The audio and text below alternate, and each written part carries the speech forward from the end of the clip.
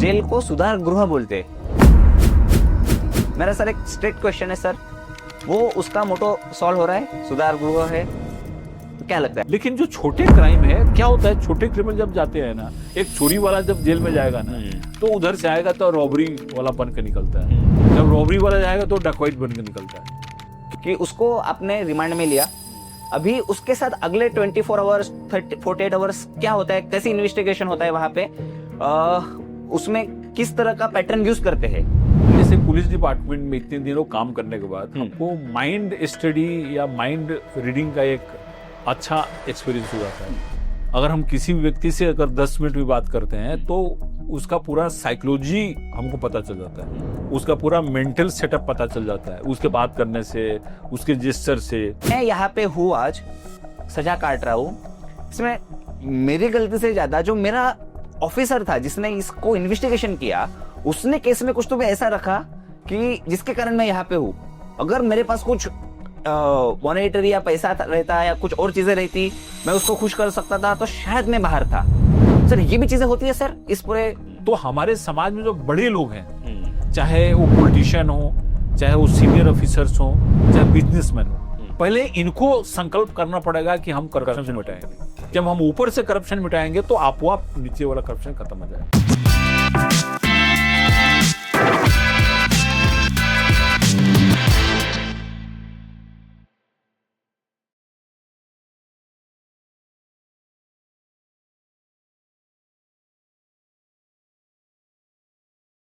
Spirituality बड़ी ही divine चीज है। आज हर कोई स्पिरिचुअल बनने का प्रयास कर रहा है, लेकिन अगर कोई पुलिस ऑफिसर स्पिरिचुअल है ऐसा मैंने कहा तो आप बोलेंगे अरे क्या कह रहे हैं आप, ऐसा शायद हो सकता है, शायद नहीं हो सकता। मोस्ट ऑफ लोगों को लगेगा कि नहीं ऐसा नहीं हो सकता। लेकिन आज की जो हमारे पॉडकास्ट के गेस्ट है doctor Bhushan Kumar Upadhyay, he is the Sanskrit graduate and a very spiritual person. उनके साथ हमने डिकोड किया crime, policing and the spirituality. वो कौन सा इंसिडेंस था जिस इंसिडेंस के कारण वो इंडियन पुलिस सर्विस में आए, उनको आईपीएस होने की मंशा इच्छा हुई, और उनके पिछले 35-40 साल के एक अच्छे करियर में उन्होंने बीइंग आईपीएस ऑफिसर बहुत अच्छे काम किए। हमने उनके साथ उनकी ये जर्नी डिकोड की। साथ ही पुलिस के बारे में हमारे मन में एक डर होता है, उस डर को दूर करने का भी प्रयास किया। पुलिस एग्जैक्टली क्या करते हैं, किस तरह से केसेस सॉल्व करते हैं, और उनके लाइफ का सबसे डिफिकल्ट केस कैसा था, कौन सा था, इसके बारे में भी हमने डिस्कस किया है। Bhushan Kumar Upadhyay sir is a very inspirational person, और बिहार के एक छोटे गांव से आईपीएस तक का उनका सफर और आईपीएस ऑफिसर के तौर पे उन्होंने किए हुए काम, इन सारों का हमने इस पॉडकास्ट में डिस्कशन किया है। अंत तक बने रहिए। पॉडकास्ट के अंत में you will be very happy कि ये पॉडकास्ट आपने पूरा अंत तक देखा। तो चलिए दोस्तों, शुरू करते हैं एक प्रेरणादायी जर्नी को। A podcast with doctor Bhushan Kumar Upadhyay sir in the unscripted. Sir नमस्ते। नमस्कार। मेरे पॉडकास्ट में आपका स्वागत है। सर थोड़ा सा नर्वस हूँ। नर्वसनेस का ये कारण है कि इतने बड़े पुलिस ऑफिसर, आईपीएस ऑफिसर हमारे स्टूडियो में हैं, और सोसाइटी में एक परसेप्शन है कि पुलिस के सामने थोड़ा नर्वस रहना चाहिए।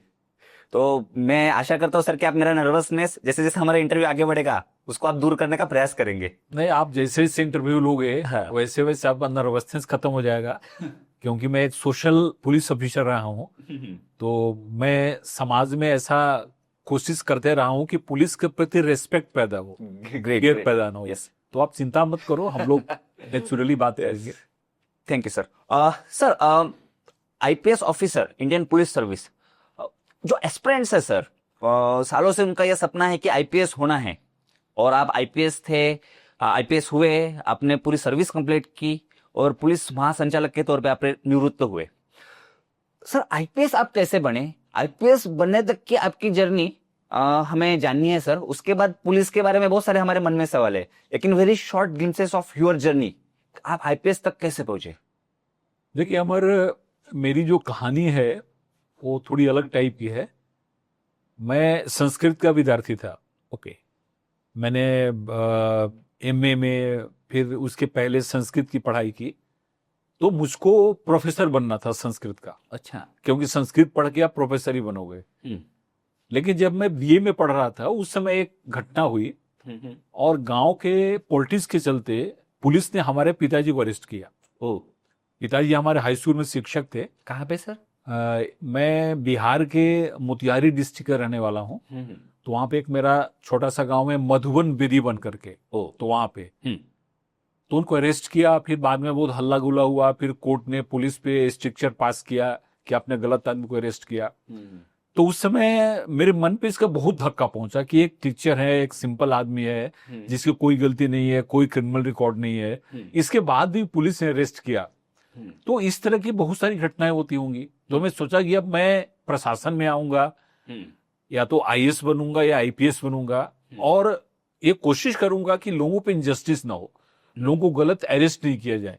और उसके बाद से फिर मेरा ट्रैक चेंज हो गया। फिर मैंने कंपटीशन की तैयारी शुरू की और उसके बाद फिर मैं 89 में आईपीएस बना। तो इस तरह से अगर आप ऐसे देखो तो मैं डिफॉल्ट से हुआ। अच्छा। मैंने बहुत सोचा नहीं था कि हम लोग आईपीएस बनेंगे और प्रशासन में आएंगे। और ये जो दिमाग में जो बात लेकर मैं तैयारी मैंने शुरू की और आईपीएस बना, वो पूरे लास्ट सर्विस के दिन तक रही। मैं जहां भी रहा, चाहे पुलिस कमिश्नर रहा, एसपी रहा, उसके पहले तो हमेशा मैंने लोगों को बताता था कि देखो किसी को इनजस्टिस मत करो। और हमारा जो क्रिमिनल जस्टिस सिस्टम है, हमारा जो जूरिस्प्रूडेंस है, उसमें बताते हैं कि अगर अपराधी छूटा तो चलेगा, लेकिन किसी निर्दोष व्यक्ति को सजा नहीं होनी चाहिए। तो ये मोटो लेके मैंने पूरा काम किया। ओके सर, लेकिन ये आप ग्रेजुएशन के समय का आप बता रहे, लेकिन सर स्कूल में आप कैसे थे? मतलब आईपीएस ऑफिसर स्कूल में आप कितने होशियार होते हैं ये जानना है। देखिए, मैं आपको बताता हूँ, मैं 8वीं के पहले एक एवरेज स्टूडेंट था। ओके। 8वीं के बाद मुझ में काफी इंप्रूवमेंट हो गया। और एक कैसे इंप्रूवमेंट हुआ इसका भी मैं स्टडी कर रहा हूँ, क्योंकि मुझको 35-40% मार्क आता था 8वीं के पहले। लेकिन 8वीं के बाद एकदम मैं 8वीं में क्लास में मैं सेकंड हुआ, और उसके बाद मैं हमेशा फर्स्ट होते रहा। अच्छा। मेरा जो गांव का स्कूल था उसमें मैं मैट्रिकुलेशन में उस समय फर्स्ट होना बहुत बड़ी बात होती थी। तो उस समय मैं फर्स्ट हुआ। उस पूरे स्कूल से मेरे पहले, वो स्कूल कम से कम 50 साल पुराना था, लेकिन मेरे पहले एक ही आदमी फर्स्ट डिवीजन से मैट्रिक में पास हुआ था। अच्छा। तो उसके बाद फिर उसके बाद इंटरमीडिएट में फर्स्ट हुआ। बीए में मैंने पूरा रिकॉर्ड तोड़ा यूनिवर्सिटी का। अच्छा। ऑनर्स में था संस्कृत, रिकॉर्ड तोड़ा, बेस्ट ग्रेजुएट हुआ। फिर एमए में भी मैंने रिकॉर्ड तोड़ा, बेस्ट पोस्ट ग्रेजुएट हुआ। तो इस तरह से मैं 8वीं के बाद काफी अच्छा एक ब्राइट करियर रहा, और काफी अच्छा एक प्रोस्पेक्ट रहा एजुकेशन का भी। तो मैं देखता हूं कि ये कैसे हुआ, क्योंकि 8वीं के पहले मुझको ऐसा लगता है कि इस पे मैंने काफी सोचा है, रिसर्च किया है, और मेरी एक जो किताब अभी आने वाली 1-2 महीने उसमें मैंने लिखा है। मेरे पिताजी आध्यात्मिक विचार के आदमी हैं। तो बिहार स्कूल ऑफ योगा, एक बिहार में एक योगा की संस्था है, तो उससे हमारे पिताजी जुड़े हुए थे। और उनकी मैगजीन, योग करके एक मैगजीन मेरे पिताजी के पास आती थी, और पिताजी जब वहां पे जाते थे तो वहां से वो सारी किताबें लाते थे। तो जब वो किताब था घर में पढ़ा रहता था, तो मैं मैगजीन पढ़ता था, तो उसमें आसन में देखता था। उस समय तो कुछ मालूम ही नहीं था। मैंने ये आपको बात 72-73 की बता रहा हूँ, 72-73 की। तो उस समय मैं उसको देखता था तो कुछ समझ में आता नहीं था, लेकिन ऐसे में पढ़ता था, हिंदी में वो था। आसन करने से कॉन्सेंट्रेशन बढ़ता है, प्राणायाम करने से लंग्स की ताकत बढ़ती है, फोकस बढ़ता है, आप इनर जो सो कॉन्शियसनेस अवेयर होता है, इस सारी चीज उसमें लिखी रहती थी। तो मैं एक उत्सुकता के रूप में मैंने अपने से उसको करना शुरू कर दिया। जैसे आपको पद्मासन है तो उस पैर को एक दूसरे चढ़ा के बैठना, शीर्षासन में उसमें उम्र कम थी तो कोई दिक्कत, शीर्षासन करना शुरू किया। उसके बाद फिर मकरासन, ऐसे शुरू किया। तो उसके बाद फिर प्राणायाम था कि अगर आप सांस को रोकते हो तो उससे क्या होता है कि एनर्जी अंदर की बढ़ती है, लंग्स कैपेसिटी बढ़ती है, आप ज्यादा दौड़ सकते हो, ज्यादा काम। तो मैंने बिना सीखे सब करना शुरू किया। तो मुझको ऐसा लगता है कि सेम मुझमें एक ट्रांसफॉर्मेशन आ गया, और एकाग्रता भी बढ़ गई। उसके बाद फिर मैंने अपने बच्चों को जो मेरे साथ पढ़ते उनको भी लेकर मैंने आसन कराना शुरू किया। और उस समय एकदम उम्र कम थी, उस समय मुश्किल से अपना 13-14 साल उम्र रही होगी, तो इतना बॉडी फ्लेक्सिबल था कि वो पैर कंधे पे रख लेते थे, शीर्षासन कर लेते थे। तो उससे मुझको ऐसा लगता था कि मैं जो एक एवरेज विद्यार्थी था 8वीं के पहले, और उसके बाद मेरा फोकस बढ़ा, कंसंट्रेशन बढ़ा, पढ़ाई में ध्यान आया और एकदम मेरा कैरियर ग्राफ बहुत ऊपर चला गया। उसमें योग का बहुत आने बड़ा रोल है। ग्रेट। उस समय समझ में नहीं आया, लेकिन अभी ऐसा लग रहा है कि ये उसमें फोकस, क्योंकि जब फोकस बढ़ता है व्यक्ति का, एकाग्रता बढ़ती है, तो कुछ भी काम करेगा तो अच्छा काम करता है। क्या बात है। तो उसमें मुझको लगता है कि आसन, प्राणायाम और ध्यान का उसमें काफी। तो सर योग की प्रैक्टिस मतलब आपने जब 1972-73 13-14 साल से जो स्टार्ट की, तो आज तक आपकी वो प्रैक्टिस अभी भी शुरू है? आज तक वो जर्नी चल रही है क्या और वो बात है। सोफिस्टिकेटेड होती गई। पहले ऐसे आसन करता था, प्राणायाम उसका बारे में कुछ मालूम नहीं रहता था, वैसे ही आंख बंद करके ऐसे ही ध्यान किया। वो फिर एक उसमें मुझको अभी भी याद है कि उसमें एक योग के मैगजीन में ज्योति त्राटक करके उन्होंने लिखा था। हाँ हाँ, यस यस। तो ज्योति त्राटक को बताया कि मोमबत्ती जलाओ और उसके सामने देखो। हाँ। तो और उस समय जो सो घर में तो कुछ रहता नहीं था, तो मोमबत्ती तो था नहीं घर में, तो दीपक होता था घर में। हमारे घर में लाइट भी उस समय नहीं था, इलेक्ट्रिसिटी नहीं थी, अब वो लालटेन से पढ़ते थे। तो लालटेन को और दीपक को सामने टेबल पर रख के उसको ऐसे ऐसे देखते थे। तो कई बार माता जी ने 2-4 चाटा भी लगाया, क्या कर रहा है, तो देख रहा है। तो मुझको लगता है ये सारी चीजें आपको समझ में आई, लेकिन इससे अपना जो अवेयरनेस था बढ़ गया। क्या बात। फोकस बढ़ गया। और आज भी साइंस भी बता रहा है कि इन सारी की चीजों को करने से आपका माइंड बिल्कुल शार्प होगा। सर आप आईपीएस कौन से साल में बने सर? 89। सर तो ये आपका कितना अटेम्प्ट था? इसके पहले मैं 88 में मैं मुझको इनकम टैक्स में हुआ, तो आईआरएस में हुआ। अच्छा, आईआरएस में हुआ। हाँ, लेकिन मैं ज्वाइन नहीं हुआ, और फिर दूसरा अटेम्प्ट था उसमें मैं आईपीएस में हुआ। आईपीएस हुआ। हाँ। सर अभी आपके पिताजी है? पिताजी हैं अभी यहाँ। कैसा लगता है सर, मतलब उन्होंने आपकी पूरी जर्नी देखी है, right from that tractor can all से लेके लालटेन से पढ़ रहे से लेके पुलिस महासंचालक तक आप पहुंचे। सर उनके पर्सपेक्टिव से थोड़ा जानना है सर। देखिए, हमारे पिताजी एक बड़े ही विरक्त टाइप के व्यक्ति हैं और बहुत ही आध्यात्मिक टाइप के व्यक्ति हैं। तो जब मैं आईपीएस हुआ तो उस समय तो उनको बड़ी खुशी हुई, क्योंकि क्या होता है कि आप आईपीएस बन गए तो समाज में एकदम आपका स्टेटस ऊपर हो जाता है, लोग आने लगते हैं, रिस्पेक्ट करने लगते हैं आपको, आपकी शादी के लिए बड़े बड़े लोग आने लगते हैं वहां पे। तो एक सामान्य परिवार के लिए स्टेटस बढ़ाने का इससे कोई बड़ा उपाय, सिविल सर्विस से कोई बड़ा उपाय नहीं। अगर कोई आईएएस हो गया, आईपीएस हो गया, कस्टम में आ गया, तो एकदम उसका स्टेटस बढ़ जाता है, लोगों को देखने का नजरिया बदल जाता है, रिलेटिव का बदल जाता है, परिवार का बदल जाता है, सबका बदल जाता है। तो पिताजी को तो बड़ी खुशी हुई, लेकिन उन्होंने यही कहा कि आप बहुत बड़े हो गए, लेकिन इसमें आपकी जवाबदारी भी बहुत बड़ी है। और वो भी बताते थे कि कभी भी, पिताजी बोलते थे, कभी भी किसी से कोई चीज मांगना नहीं जीवन में। तुमको इतना, तुम्हारा करियर अच्छा रहा है, ईश्वर ने तुमको पहले आईआरएस दिया, फिर आईपीएस हो गए, सब अच्छा है, तो कभी किसी से मांगना और कभी किसी को तकलीफ नहीं देना। और इसके बाद तुमको अपना सब समझ में आता है। तुमको मैं क्या बताऊं, तुम विद्वान आदमी हो, पीएचडी हो, एमए में कि वो हम तुमसे कम पढ़े हैं। तो ये सारी चीजें, क्योंकि ये विजडम है। हो सकता है मैं ज्यादा पढ़ा लिखा हूं, लेकिन मेरे पिताजी मुझसे ज्यादा वाइज हैं, क्योंकि जो बुजुर्ग लोग होते हैं जिन्होंने जीवन को जिया है, तो उनका जो विजडम होता है, वो विजडम बहुत काम का होता है। अभी कभी बात होती है सर उनसे? वो मेरे साथ ही रहते हैं। अच्छा, मैं माता तो अभी तो मतलब माता पिता आईपीएस ऑफिसर को डांटने वाला शायद अभी उनके माता पिता ही रहते होंगे। सही बात है। बाकी तो इतनी पावर है, ठीक है। तो कभी डांटा है सर उन्होंने?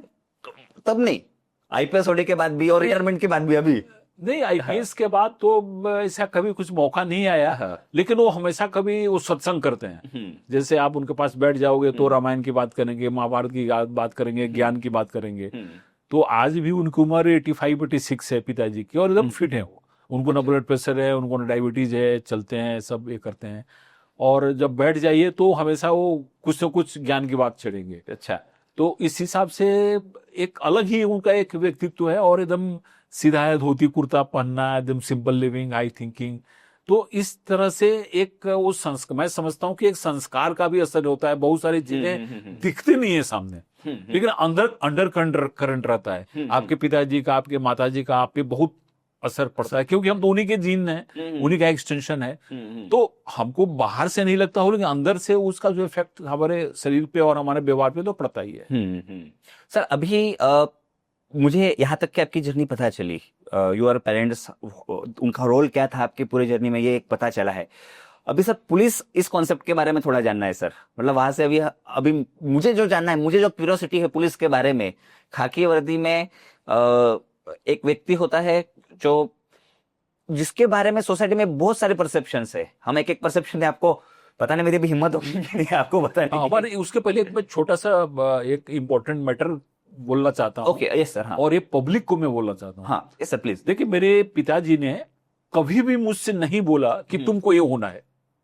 वो बोलते थे कि तुम्हारी जो इच्छा है तुम करो, मैं तुमको सपोर्ट करूंगा, तुमको जितना पढ़ना है, मेरे पास पैसा नहीं होगा तो मैं लोन लेके पढ़ाऊंगा, लेकिन कभी उन्होंने नहीं बोला कि तुम डॉक्टर बनो, प्रोफेसर बनो, आईपी, जो बोले कि तुमको जो बनना है बनो। क्योंकि वो बताया करते थे कि हर एक व्यक्ति का जो एटीट्यूड है और एप्टीट्यूड अलग अलग होता है। हम एक ही आदमी को हर एक चीज नहीं बना सकते। तो हमको उन्होंने पूरा छोड़ दिया कि आपको देखो, संस्कृत कोई भी व्यक्ति अपने बच्चों को पढ़ाना नहीं चाहता। क्या पढ़ाएगा? मेडिकल में भेजना चाहेगा, उसको इंजीनियरिंग में भेजना चाहेगा, उसको बोलेगा तुम आईएएस बोलो। कि संस्कृत क्या है, पंडितों के पास है। जब शादी के लिए लोग आते थे तो बोलते थे कि क्यों शादी करने का, ये तो संस्कृत पढ़ के पंडित पुजारी बनेगा। लेकिन मेरे पिताजी बोले नहीं, तुमको संस्कृत पढ़ना है, तुमको क्या पढ़ना है पढ़ो, तुमको जो अच्छा लगता है उस क्षेत्र में तुम अच्छा करो। तो मैं पेरेंट्स यही बोलना चाहता हूं कि आप बच्चे पे अपनी इच्छा मत थोपो। क्या बात है। आज हमारे बच्चे सुसाइड कर रहे हैं, आज हमारे बच्चे जो है सो डिप्रेशन में चले गए हैं, आज हमारे बच्चे इन सारी प्रेशर के चलते उनका लाइफ खत्म हो गया है। देखिए, आपका बच्चा, आप उसको देखो बच्चे को कि वो क्या करना चाहता है। बच्चे, हर एक व्यक्ति में हर एक टैलेंट नहीं होता है। कोई अच्छा डॉक्टर बन सकता है, कोई अच्छा अफसर बन सकता है, कोई अच्छा पत्रकार बन सकता है, कोई अच्छा किसान बन सकता है, कोई अच्छा नेता बन सकता है। आप उसको देखो कि आपका बच्चा किस क्षेत्र में जाना चाहता है। दूसरी बात, अगर आपको नहीं समझ में आ रहा है तो अपने यहाँ बहुत सारे एक्सपर्ट्स हैं, काउंसिलर है, उनके पास ले जाओ। एक एग्जाम होता है, वो आपको मोटा मोटी बता देगा, देखो आपको बच्चे का इंटरेस्ट इस क्षेत्र में है। तो अगर आप उस क्षेत्र में बच्चे को लगाते हो तो आपका बच्चा बहुत अच्छा करेगा, बच्चा खुश भी रहेगा, हैप्पी भी रहेगा, वो अच्छा काम भी करेगा, अपने लाइफ में सक्सेस होगा। इसलिए कभी भी बच्चे पे अपनी इच्छा मत थोपो, ये हमेशा ध्यान रखना। आज हमारी पीढ़ी पूरी बर्बाद हो रही है। आज हम स्कूल में जाते हैं, कॉलेज में जाते हैं, छोटे छोटे बच्चे इतने स्ट्रेस में, इतने टेंशन में। स्ट्रेस का जिसका नाम नहीं जानना चाहिए वो बच्चा सुसाइड कर रहा है। इसके लिए हम जवाबदार हैं, बच्चे की गलती नहीं है। उसके लिए पेरेंट्स जवाबदार हैं, उसके लिए हमारा एजुकेशन सिस्टम जवाबदार है। उसके लिए सुबह 5 बजे से लेकर आप शाम तक बच्चे को पढ़ाओगे। हम लोग तो 4 बजे के बाद कभी नहीं पढ़े। 4 बजे बाद खेलते थे, फुटबॉल खेलते थे, वॉलीबॉल खेलते थे, स्विमिंग करते थे, दौड़ते थे। तो अगर मैं ऐसा करके आईपीएस बन सकता हूं तो आपका बच्चा क्यों नहीं अपना गोल परसू कर सकता है? तो इसको समझना जरूरी है। और मैं तो समझता हूं बच्चों से ज्यादा आजकल गार्जियन को, पेरेंट्स को सिखाने की जरूरत है। क्या बात है, क्या बात है। इस पे भी सर मैं मेरे कुछ व्यूज रखूंगा नेक्स्ट फेज में। बड़ा ही अच्छा मार्गदर्शन किया है सर। मेरे फादर भी अभी ये पॉडकास्ट देख रहे हैं तो उन्होंने भी मेरे साथ यही आप जो बोल रहे वही उन्होंने मुझे उतना जिसको हम बोल सकते हैं कि ओपननेस दिया। इसलिए मैं सर आपके सामने भी थोड़ा बहुत कॉन्फिडेंस के साथ बहुत बैठ पा रहा हूँ। सही बात। सर पुलिस इस कॉन्सेप्ट को भी जानना है सर। सर पुलिस क्या होते हैं सर, क्या रोल है पुलिस का? घटना में क्या बताया कि पुलिस क्या करते हैं, और इस पुलिस व्यवस्था के बारे में सर एक इंट्रोडक्शन हमें चाहिए सर। देखिए, अपना जो संविधान है, अपना जो घटना है, और इन सारी चीजों के जो जन्मदाता थे वो हमारे सरदार वल्लभ भाई पटेल थे। आज हमारी जो पुलिस व्यवस्था है वो व्यवस्था अंग्रेजों ने बनाई थी और उसको हमने एडॉप्ट किया, लेकिन धीरे धीरे हमने उसमें काफी चीजें चेंज किया है, बदलाव किया है। तो पहले क्या था कि अंग्रेज हम पे शासन करते थे, रूल करते थे। आज हम डेमोक्रेसी में हैं। आज 79 ईयर हो गया आजाद हुए हुए। तो आज ये इसलिए इसका नाम पुलिस सर्विस रखा। ये पब्लिक की सेवा के लिए है। और पुलिस का सबसे पहला भी इंपॉर्टेंट काम है, वो काम है लॉ एंड ऑर्डर को मेंटेन करना। ओके। क्योंकि कोई भी समाज उसी समय आगे बढ़ सकता है जब उसका लॉ ऑर्डर मेंटेन होगा। लॉ ऑर्डर में क्या है, 2 ग्रुप में झगड़ा है वो नहीं होना चाहिए।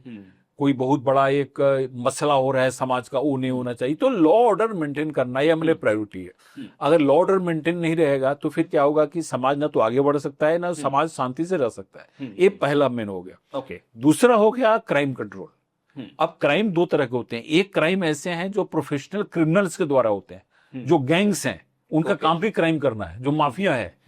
वो जैसे आपका काम है पॉडकास्ट करना, मीडिया में है, मैं पुलिस में था, कोई किसान है, उस तरह से ऐसे लोगों का काम ही क्राइम करना है। ओके। तो एक प्रोफेशनल क्रिमिनल हो गया। और दूसरा क्राइम ऐसा होता है कि उसमें on the spur of movement गुस्सा में क्राइम हो गया या गलती से क्राइम हो गया, जैसे वाइफ हस्बैंड में झगड़ा है, उसमें किसी ने मार दिया, कोई हो गया, तो जमीन का झगड़ा हो गया।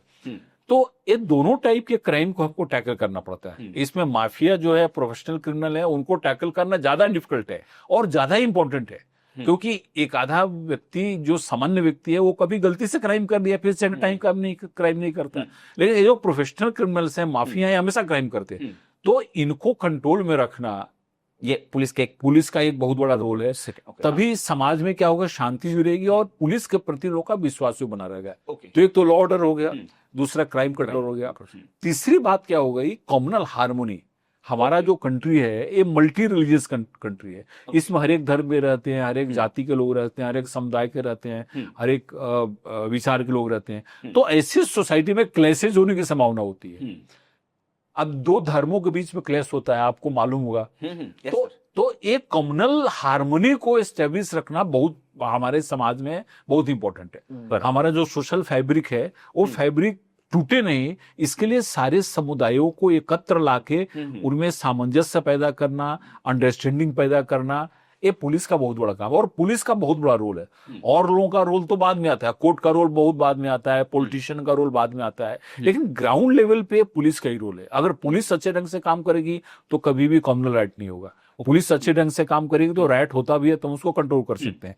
तो ये कम्युनल हार्मोनी हो गया। तीसरा हो गया लॉ ऑर्डर हो गया, क्राइम हो गया, कम्युनल। आजकल चौथा क्या है कि हमारे यहाँ ट्रैफिक का प्रॉब्लम बहुत हो गया है।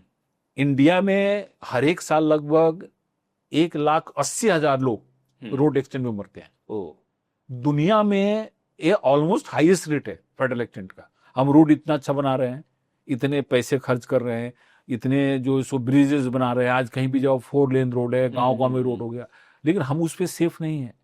इतना ज्यादा एक्सीडेंट हो रहा है, कोई व्यक्ति रोड पे जाता है तो पता नहीं वो लौट के आएगा कि नहीं, मालूम नहीं है। दुनिया के जो डेवलप्ड कंट्री है वहां पे फेडरल एक्सीडेंट रेट बहुत ही कम है, हमारे यहाँ इतना फेडरल है। तो आजकल हमारे यहाँ पुलिस को एक बहुत बड़ा चैलेंज है कि इस एक्सीडेंट को कैसे रोका जाए। और ये अगर हम एक्सीडेंट नहीं रोक पाए 2-4 साल में तो अपने यहाँ एक बहुत बड़ा प्रॉब्लम शुरू होने वाला है। और हमारा बताते हैं ये जो एक्सीडेंट में जो डेथ हो रहा है वो 15 से 35 ईयर के लोग ज्यादा मर रहे हैं। जो हमारा सबसे प्रोडक्टिव एज ग्रुप है, सेगमेंट ऑफ पॉपुलेशन है, वो उसमें जा रहा है। और आप सोच सकते हो किसी घर का नौजवान लड़का चला गया एक्सीडेंट पे तो उसकी क्या हालत होगी, पूरा परिवार बर्बाद हो गया। कम से कम 3 से 4% हमारा जो जीडीपी है वो साल में नुकसान के कारण नुकसान हो रहा है। और हमको ऐसा लगता है कि जिस हिसाब से इस पे काम होना चाहिए वो काम नहीं हो रहा है। कुछ अफसर्स इंडिविजुअली काम कर रहे हैं, लेकिन एक सिस्टम तैयार होना चाहिए। और ये एक्सटेंट ऐसा है कि हम रोक सकते हैं एक्सटेंट को, ऐसा नहीं कि रोक नहीं सकते। हम कोशिश, मैं यहाँ पे डीसीपी ट्रैफिक था, बॉम्बे में ज्वाइंट सीपी ट्रैफिक था, एडिशनल डीजीपी ट्रैफिक था, और हम लोगों ने कोशिश किया तो फेडरल एक्सटेंट 15-20% कम हुआ शहर में और जगह। तो ये ट्रैफिक एक्सटेंट को रोकना और ट्रैफिक को स्मूथ बनाना, ये भी पुलिस का एक बहुत बड़ा काम। और उसके बाद हमारे जो पुलिस फोर्स है, ये बहुत बड़ा पुलिस फोर्स है, कांस्टेबल रोड पे काम करता है, उसका वेलफेयर देखना ये बहुत इंपॉर्टेंट है। हम अगर उसका वेलफेयर नहीं देखेंगे तो काम नहीं कर। अफसर हम तो ऑफिस में बैठे रहते हैं, चौक पे कौन रहता है, कांस्टेबल, ट्रैफिक काम कांस्टेबल करता है, क्रिमिनल को पकड़ने कौन जाता है, कांस्टेबल जाता है, फिक्स पॉइंट में हाथ में लाठी ले कांस्टेबल रहता है। तो उसका तो इसलिए ये जो सारी चीजें हैं, लॉ ऑर्डर हो गया, क्राइम हो गया, उसके बाद कम्युनल हार्मनी हो गया, ट्रैफिक हो गया, वेलफेयर हो गया, ये सारी चीजें हमारे पुलिस का जॉब है। और एक क्रिटिकल जॉब में आता है, क्योंकि पुलिस में क्या है कि इमरजेंसी सर्विस है, इमीडिएटली वो काम करना पड़ता है। ऐसा नहीं है कि आप ऑफिस बंद किए कल कर सकते हैं। तो इस हिसाब से सोसाइटी का जो सेफ्टी सिक्योरिटी है, आज क्या है, आज विमेन सेफ्टी भी एक बहुत बड़ा इश्यू हो गया है। हमारी महिलाएं को सुरक्षित कैसे रखा जाए, हमारे चिल्ड्रन उनको सुरक्षित कैसे रखा जाए, ह्यूमन ट्रैफिकिंग बहुत ज्यादा बढ़ रहा है, साइबर क्राइम आजकल बहुत बढ़ रहा है, बहुत बढ़ गया है। उसके अलावा जो हमारे जो सीनियर सिटीजन्स हैं उनको कोई देखने वाला नहीं है। तो ये सारी चीजें नई चीजें जो सो इसमें जुड़ी हुई हैं। परफेक्ट सर, जब मैंने ये पॉडकास्ट की प्रिपरेशन कर रहा था तो मैंने मेरे वाइफ से एक सवाल पूछा, मतलब बड़े पुलिस अफसर आने वाले हैं, आपको कुछ सवाल पूछना है क्या? उसने कहा कि नहीं ऐसा कोई सवाल नहीं है। मैंने बोला ठीक है, काम करते रह, तेरे को क्या लगता है कि पुलिस क्या करते होंगे? तो उसका एक ही ये था, चालान काटते। सही बात है। सर ये चालान काटने से रिलेटेड एक मैं इंसिडेंट आपको बताऊंगा, उससे आप थोड़ा और इलाबरेट कर पाएंगे कि पुलिस का क्या फंक्शनिंग है। रामदासपेट में हमेशा जाते रहता हूँ। रामदासपेट में मुझे एक जगह पे एक ट्रैफिक पुलिस जो थे वो वहां खड़े दिखे।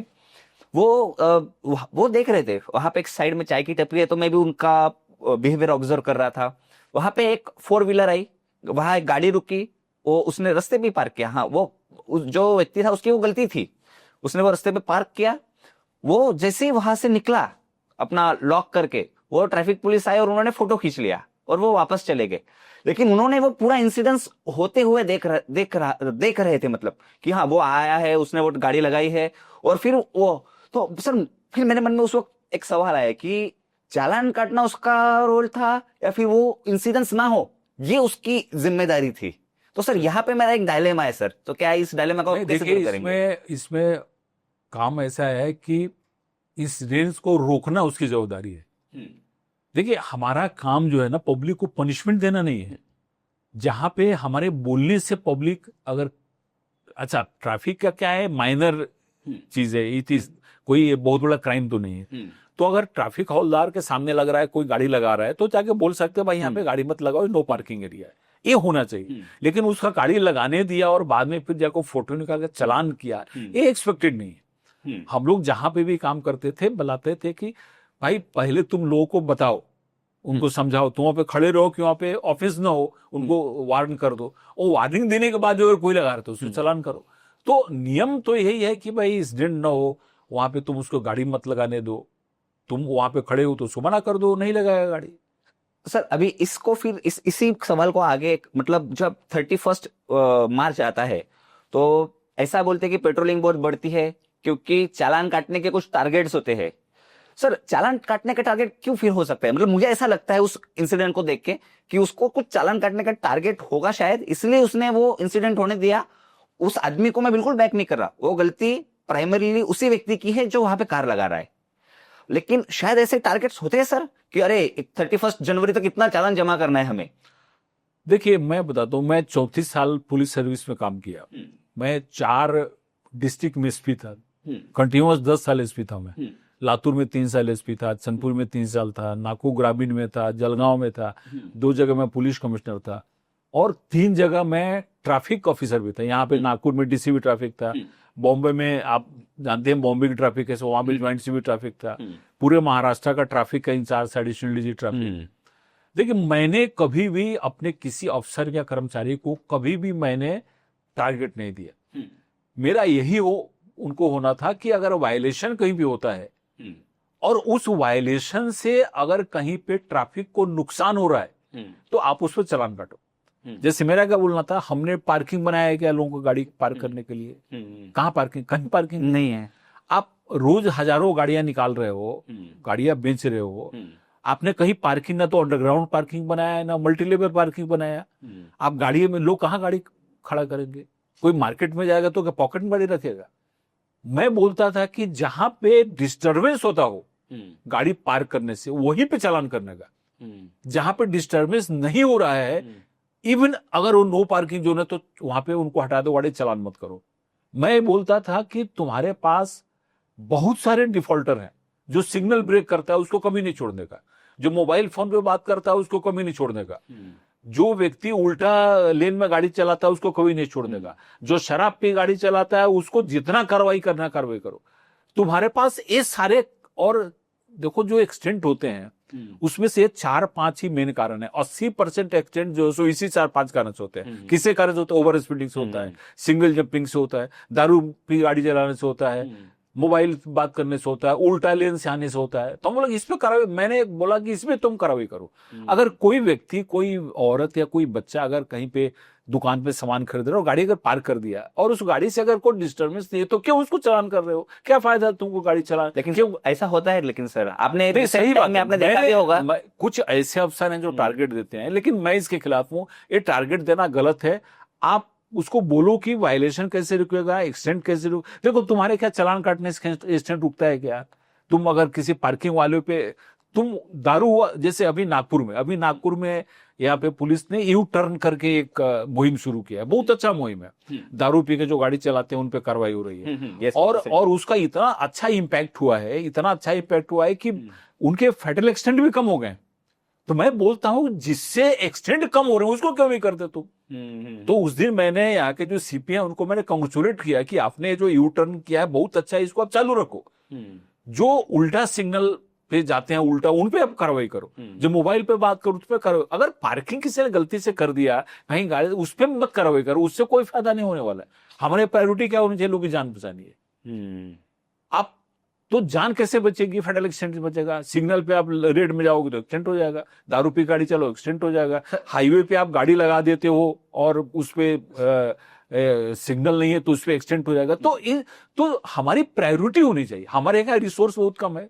रिसोर्स कम है तो जैसे मान लीजिए आपके पास 100 रुपया है और आपको 4 काम है, आपको मेडिकल पिताजी को दिखाना भी है, आपको पिक्चर भी जाना है, तो आप दोनों में क्या करेंगे? पिताजी को दिखाएंगे। तो हमारे यहाँ रिसोर्स कम है, तो हमारे एक्सीडेंट कैसे कम होगी इस पे देखो ना। क्यों तुम अगर मान लो चौक पे किसी ने गाड़ी खड़ा ही कर दिया और उससे कोई नुकसान नहीं हो रहा एक्सीडेंट, तो क्यों उसको बोलते भाई हटा लो गाड़ी, खत्म हो गया मैटर। तो ये जो है से हम लोग जहां भी रहे काम किए, हम अपने लोगों को, मैं हर एक 15 दिन में सारे कांस्टेबल की खुद मीटिंग लेता था ट्रैफिक में और उनको ब्रीफ करता था कि तुमको कोई टारगेट नहीं चलाने का। और मैं अफसर लोगों से बोलता हूं टारगेट मत रखो, कोई फायदा नहीं टारगेट रखने से। हमारा काम रेवेन्यू वसूल नहीं करना है, रेवेन्यू आरटीओ वसूल करते रहेंगे। हमारा काम क्या है? सेफ्टी काम है, सिक्योरिटी काम है।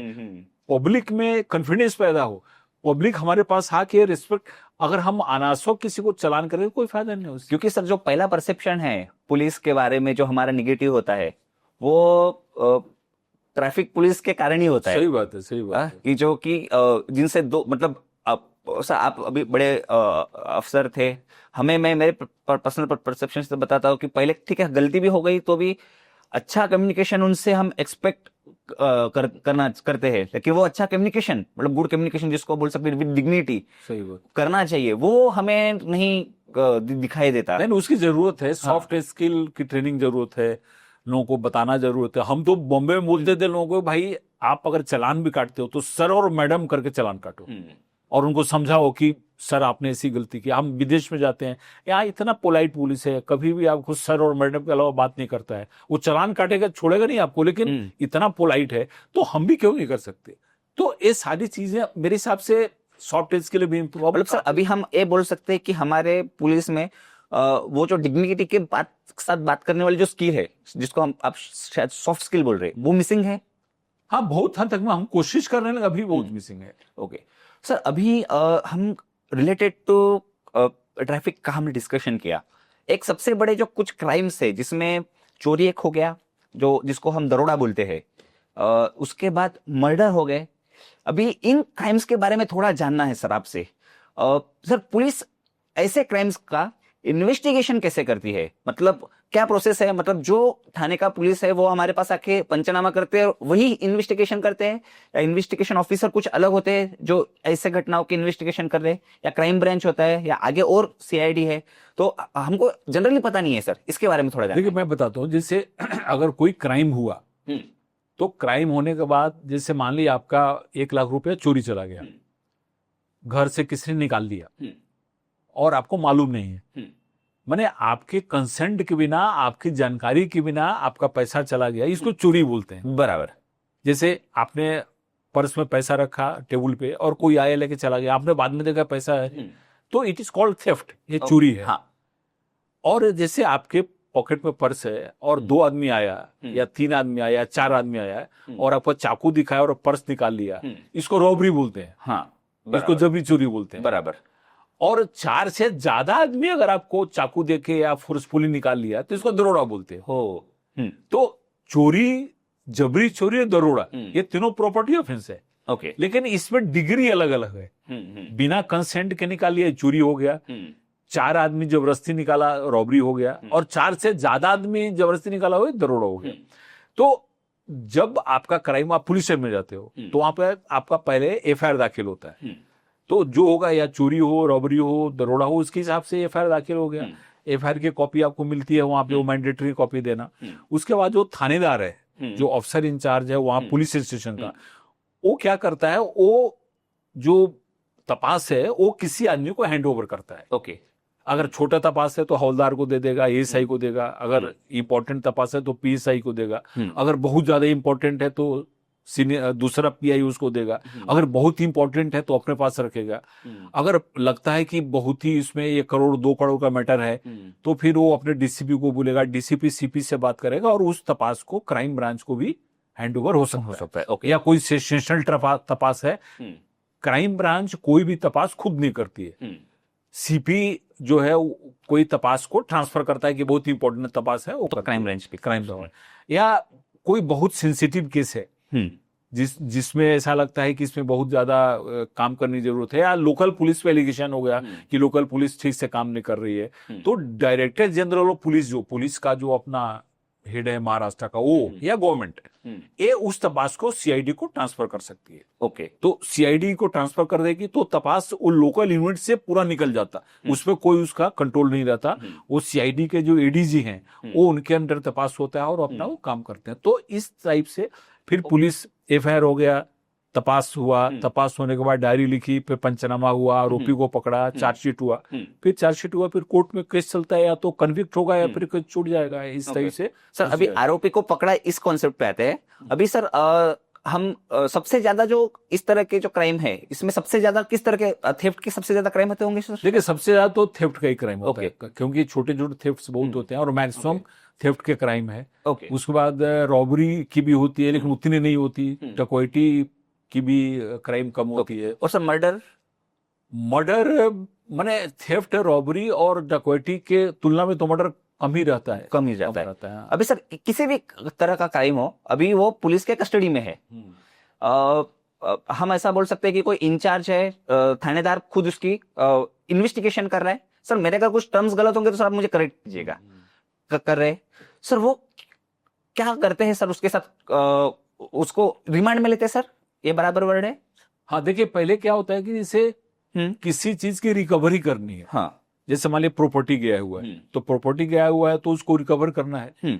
तो रिकवर करने के लिए वो फिर उसको रिमांड लेते 24 घंटे के अंदर उस आदमी को मजिस्ट्रेट के सामने पेश करना जरूरी है। ओके 24 घंटे से आप ऊपर उसको रख नहीं सकते। जो आपका कंसर्न जेएमएफसी है, जुडिशियल मजिस्ट्रेट फर्स्ट क्लास, उसके कोर्ट में जाकर पेश करना होता है और उसको बताना होता है कि हमको ये चीज रिकवर करना है, इसलिए हमको इसका रिमांड दिया जाए, जिसको पीसीआर बोलते हैं, पुलिस कस्टडी रिमांड बोलते हैं। चौकशी जो करनी है, इन्वेस्टिगेशन जिसे बातचीत करनी है, तो वो भी इसी रिमांड में करते? इसी नहीं, जैसे अगर मान लो छोटा क्राइम है जिसमें लगता है कि भाई इसमें उसको अरेस्ट करने की जरूरत नहीं है या रिमांड की जरूरत नहीं है, तो उससे 24 घंटे के अंदर पूछ लेते हैं। और लगता है कि इसकी रिमांड की जरूरत नहीं है तो उसको कोर्ट को भेज दें, भाई इसको एमसीआर कर दो, इसको या तो जेल भेज दो या इसको बेल दे दो। या अभी बहुत बार ऐसा है कि देखो, इसमें 2 तरह के ऑफेंसेज है। एक ऐसे ऑफेंसेज हैं जिनकी सजा जो है 7 साल तक है, और कुछ ऐसे ऑफेंसेज हैं जिनकी सजा 7 साल से ज्यादा है। तो अभी सुप्रीम कोर्ट का जजमेंट ऐसा आ गया है कि 7 साल तक सजा वाले जो ऑफेंस है उसमें आप अरेस्ट मत करो किसी को नॉर्मली। तो 7 साल से अगर कम ऑफेंस, जैसे मान ली छोटी मोटी चोरी है या छोटा मोटा मारपीट का है, इसको हाफ मर्डर बोलते हैं। वो नहीं, हाफ मर्डर तो सीरियस है। हाफ मर्डर जो अटेम्प्ट टू मर्डर सीरियस है, उसमें तो उसमें कस्टडी लेंगे, उसमें उसका जल्दी बेल। जैसे मान लिया किसी को मार दिया सर पे, सर थोड़ा फूट गया, या मान लिया किसी का छोटा मोटा एक आप समझो कि चोरी कर लिया, या छोटा मोटा 420 का ऑफेंस करते, ये सब जो पेटी ऑफेंसेस हैं, तो इसमें अरेस्ट नहीं करते, उसको रिकवर करेंगे या उसको फिर। सर जैसे झगड़े में किसी का खून निकल गया तो उसको हाफ मर्डर का चार्ज लगता है? अब वो डिपेंड करता है, क्योंकि हमने एक सुना है हथियार उसने डिपेंड, हथियार उसने कैसे यूज किया, वाइटल पार्ट पे तो नहीं मारा, उसका इंटेंशन क्या था, तो उसमें नॉर्मली हाफ मर्डर आप बोल रहे हो या अटेम्प्ट टू मर्डर, उसमें इंजरी बहुत इंपॉर्टेंट है। ओके, उसको ज्यादा इंजरी होनी चाहिए और वाइटल पार्ट पे इंजरी होनी चाहिए, या फायर आर्म उसने यूज किया, तलवार यूज किया, चाकू यूज किया, तो फिर वो जो अटेम्प्ट टू मर्डर का उसमें सेक्शन। अच्छा, मतलब हाथापाई हुई और खून निकला तो अटेम्प्ट? नहीं नहीं नहीं, वो अटेम्प्ट, वो सिंपल उसमें या तो 323 होगा ओल्ड वाला, क्योंकि अभी वो तो चेंज हो गया, सेक्शन भी चेंज हो गया। तो अभी BNS आ गया, पहले इंडियन पेनल कोड था, अभी भारतीय न्याय संहिता आ गई, तो उसमें छोटा मोटा हुआ तो ऐसे ही NC दाखिल करेंगे। यार ये तो पहले 324 होता था, सिंपल हर्ट है या ग्रीवियस हर्ट है, grievous hurt with weapon, grievous hurt without weapon, तो उसके हिसाब से करते हैं। सर अभी उस क्रिमिनल को, जो टू बी क्रिमिनल है, अभी तो हम उसको क्रिमिनल अवॉइड करना सही नहीं है, टू बी क्रिमिनल नहीं, क्या बोल सकते हैं हम? संशय, उसको ऑफेंडर बोल सकते हैं, ऑफेंडर बोल सकते हैं, आरोपी बोल सकते हैं, एक्यूज्ड बोलो, अक्यूज्ड बोल सकते हैं कि उसको आपने रिमांड में लिया, अभी उसके साथ अगले 24 आवर्स 48 आवर्स क्या होता है, कैसी इन्वेस्टिगेशन होता है वहां पे, उसमें किस तरह का पैटर्न यूज करते हैं पुलिस? देखिए पहले क्या था, पहले आपने एक 3rd डिग्री सुना होगा। अभी मैं उसी तरफ आने वाला हूँ। तो अभी क्या है, वो अभी हर एक पुलिस स्टेशन में CCTV कैमरे लग गए हैं, हर एक जगह आपको ह्यूमन राइट कमीशन आ गया है। अगर कोई भी आरोपी एलिगेशन करता है तो उसमें इंक्वायरी होती है, बहुत सारे पुलिस ऑफिसर पे ऑफेंस भी रजिस्टर हो गया, उनको फाइन भी हुआ है। तो अभी क्या होगा, अभी वो ट्रांसपेरेंसी है, अभी 3rd डिग्री का इश्यू जो है ना ऑलमोस्ट खत्म हो गया है। लेकिन सर पुलिस कुछ तो इस्तेमाल करते होंगे? नहीं, जिससे उसको मान ली उसको निकालती है, उसको इंटरोगेशन रूम है, वहां पे बैठाएगी, उससे पूछताछ करेगी, उसको क्रॉस करेगी। अभी क्या है, उसका मोबाइल डाटा हम निकालते हैं, अगर वो बोलेगा मैं नहीं, तो मोबाइल डाटा से पता चल जाता है कि इसको लोकेशन क्या है। तो इस हिसाब से अभी अपना साइंटिफिक जो टेक्निक्स है हम ज्यादा यूज कर रहे हैं। ओके, फिर फॉरेंसिक टेक्निक यूज कर रहे हैं। तो अभी अपने को, क्योंकि क्या हो गया, 3rd डिग्री में पहले क्या कस्टोडियल डेथ होता था, अभी आप देखो कस्टोडियल डेथ। 3rd डिग्री जो था वो सच्ची घटनाएं थी, मतलब होता था 3rd डिग्री? 3rd डिग्री होता था। अच्छा, 3rd डिग्री होता था, लेकिन जैसे जैसे जो मूवीज में दिखाते हैं कि बर्फ पे लिटा है, बर्फ पे तो पता नहीं, अभी वो तो अंग्रेजों के जमाने में था, अभी लेकिन हाथ ऐसे बांधे हुए हैं। नहीं, अब उतना तो नहीं होता था, लेकिन ये जरूर था कि 3rd डिग्री होता था, पुलिस पिटाई उटाई करती, लेकिन अभी समय के अनुसार वो सारी चीजें ऑलमोस्ट खत्म हो गई है। अच्छा, तो मतलब आजकल बिना 3rd डिग्री के भी लोग अपना गुनाह कबूल करते हैं? हाँ, गुनाह कबूल करते हैं। अभी मैंने क्या है, गुनाह कबूल करने से ज्यादा जरूरी है कि हम साइंटिफिकली उसको कैसे पकड़ें, कैसे उसको रिकवर करें, उसका मोबाइल फोन है, उसका लोकेशन है, उसका अवेयर अबाउट है। इससे ज्यादा हम उसको, एक बार गुनाह कबूल कर लिया, फिर बाद में कोर्ट में बोलता है कि पुलिस ने मुझको जबरदस्ती गुनाह कबूल कराया, तो हमको साइंटिफिक एविडेंस जमा करना जरूरी है उसमें। सर अभी ये एक साइंटिफिक एविडेंस के तो कॉन्सेप्ट आपने बताए, अभी आप हजारों लोगों से, हजारों क्रिमिनल से आपने कम्युनिकेट किया है, सर बात करके पता चलता होगा ये क्रिमिनल है या नहीं है, वो पता चलता है ऐसे कम्युनिकेशन हम लोग जैसे पुलिस डिपार्टमेंट में इतने दिनों काम करने के बाद हमको माइंड स्टडी या माइंड रीडिंग का एक अच्छा एक्सपीरियंस हो जाता है। अगर हम किसी भी व्यक्ति से अगर 10 मिनट भी बात करते हैं तो उसका पूरा साइकोलॉजी हमको पता चल जाता है, उसका पूरा मेंटल सेटअप पता चल जाता है उसके बात करने से, उसके जेस्चर से। तो कोई भी पुलिस अफसर अगर 5 साल 6 साल 10 साल काम अगर करे डिपार्टमेंट में, तो उसको एक अच्छी साइकोलॉजिकल स्टडी हो जाती है क्रिमिनल की। अच्छा। और वो जैसे अगर हम लोग एक्यूज को जब पूछते हैं, बहुत बार क्या होता है, जैसे क्राइम हुआ और क्राइम होने के बाद किसी का नाम डाल दिया गया, बहुत बार झूठा भी नाम डाला जाता है, उसको पुलिस पकड़ के लाई, लेकिन पुलिस बोलती है कि सर इसने किया नहीं है क्राइम, जबकि उसमें ऐसा नहीं है कि उस आदमी मैनेज किया पुलिस को, ऐसा नहीं होता। ऐसा नहीं है कि पुलिस को लग जाता है, क्योंकि पुलिस का इंट्यूशन इतना डेवलप हो जाता है काम करते करते करते करते कि उसको लग जाता है कि इस आदमी ने क्राइम नहीं, और बहुत बार वो बोलता नहीं, लेकिन पुलिस को इसी ने क्राइम किया। तो एक अंदर से जो बोलते हैं ना, जो चक्षु प्रज्ञा बोलते हैं या प्रज्ञा जो है उसमें डेवलप। सर एक मैं न्यूज़पेपर को कोट करूंगा, न्यूज़पेपर में जैसे कोई वो अच्छे से उसको स्टोरी टेलिंग के साथ वो खबर बनाते हैं, रिपोर्ट्स बनाते हैं, उसमें एक वर्ड है पोलिसी इंगा, अभी मुझे हिंदी में नहीं पता, पोलिसी खाक्या दाखवल्यानंतर आरोपीने गुन्हा कबूल केला। सही बात। ये क्या है सर, पोलिसी खाक्या? अब देखिए उसका अलग अर्थ, पुलिस खाक्या अर्थ है कि पुलिस ने उसको डांटा या पुलिस ने उसकी पिटाई की भी हो सकता है, या पुलिस ने उसके पास सख्ती से उसका पूछताछ किया। तो ये पुलिस खाक्या दाखवलं म्हणजे इसमें बहुत सारी चीजें आती है, इसमें 3rd डिग्री भी आ सकता है, उसके बाद इसमें बहुत उसको डांटा वो भी आ सकता है, या पुलिस ने उसको डराया कि तुमको ये हो जाएगा, वो भी, तो बहुत सारी चीजें उसमें आ सकती है। सर अभी पुलिस इस पर्टिकुलर सेगमेंट में क्रिमिनल्स के साथ कम्युनिकेट करते करते वो एक्सपर्ट हो जाते हैं माइंड रीड करने में। वैसे ही आपने एक सेगमेंट बताया था कि एक ऑर्गेनाइज क्राइम या फिर जिनका क्राइम ये बिजनेस है, ऐसे जो क्रिमिनल्स है वो तो सर एक्सपर्ट हो जाते होंगे पुलिस को मैनिपुलेट करने में, अपने बातों से मैनिपुलेट करने में। सर उनके साथ आप फिर कैसे डील करते हैं? ऐसे लोग आपने देखे हैं? नहीं, सही बात है। देखिए, जैसे जो प्रोफेशनल क्रिमिनल हैं तो उनको पुलिस का सारा टेक्निक मालूम हो जाता है, उनको कोर्ट का सारा टेक्निक मालूम हो जाता है, उनको सारे कलम और सेक्शंस मालूम हो जाते हैं। तो उनको क्या करते हैं, वो किसी चीज को डॉज करने की कोशिश करते हैं। तो जैसे महाराष्ट्र में क्या है, एक अपना मकोका एक कायदा है, बहुत ही कड़क कायदा, उसमें बेल ही नहीं लोगों नहीं होता। तो इस टाइप के जो गैंग्स काम करते हैं, वो एक बार उनको मकोका लगा दिया और उसमें बैठ गया तो सालों साल जेल में रहते हैं, बराबर, और उसमें उनको छूटना बहुत मुश्किल काम होता है। तो इस टाइप के क्रिमिनल को टैकल करना डिफिकल्ट होता है, लेकिन हम प्रोफेशनली अगर चाहें तो ऐसे लोगों को भी उसमें टैकल करके हम अंदर डाल सकते हैं। लेकिन उसमें अपने को मेहनत करनी पड़ती है, उसमें अपने को अच्छा टीम लगाना पड़ता है, उसमें अपने को पेपर अच्छा तैयार करना पड़ता है, जो अपने पब्लिक प्रोसिक्यूटर हैं उनको ब्रीफिंग करनी पड़ती है, बहुत मेहनत करना पड़ता है, फॉरेंसिक अपने को ये करना पड़ता है, जो गवाह है वो डरते हैं उनको कॉन्फिडेंस देना पड़ता है, उनको ब्रीफिंग करनी पड़ती है। जब केस चलता है उस समय गवाह के साथ आके ब्रीफिंग करके कोर्ट में पेश कराना पड़ता है, नहीं तो बहुत बार गवाह को थ्रेट किया जाता है, धमकी दी जाती है, वो अपना पीछे हट जाता है। तो ये सारी चीजें प्रोफेशनल क्रिमिनल के तपास में अपने को यूज करना पड़ता है। सर आपने ऐसे कुछ मतलब मैं इस स्टोरी को आगे लेके जाऊंगा ही, लेकिन आपके कुछ ऐसे एक्सपीरियंस है कि एक क्रिमिनल था, वो मतलब उसको उससे कम्युनिकेट करने के बाद आपको ये पता चला कि ये क्रिमिनल है लेकिन हाथ नहीं आ रहा है, और लॉन्ग रन में भी हाथ नहीं आया, ऐसे कुछ एक्सपीरियंस आपको याद आ रहे हैं आपके? देखिए, जहां तक मुझको याद है कि नॉर्मली हमने अगर किसी भी क्रिमिनल को पकड़ा, और क्योंकि हम लोग चूंकि एसपी लेवल के अफसर थे, सीनियर थे, तो हम लोग बड़े क्राइम में इंट्रोगेट करते थे, छोटे मोटे में करते नहीं थे। तो मुझको जितने भी मैंने केस में इंट्रोगेट किया उसमें वो क्रैक हुआ, और उसके हिसाब से उस पर चार्जशीट हुआ, फिर वो जेल गया, उसमें बहुत सारे में उसको सजा भी हो गई।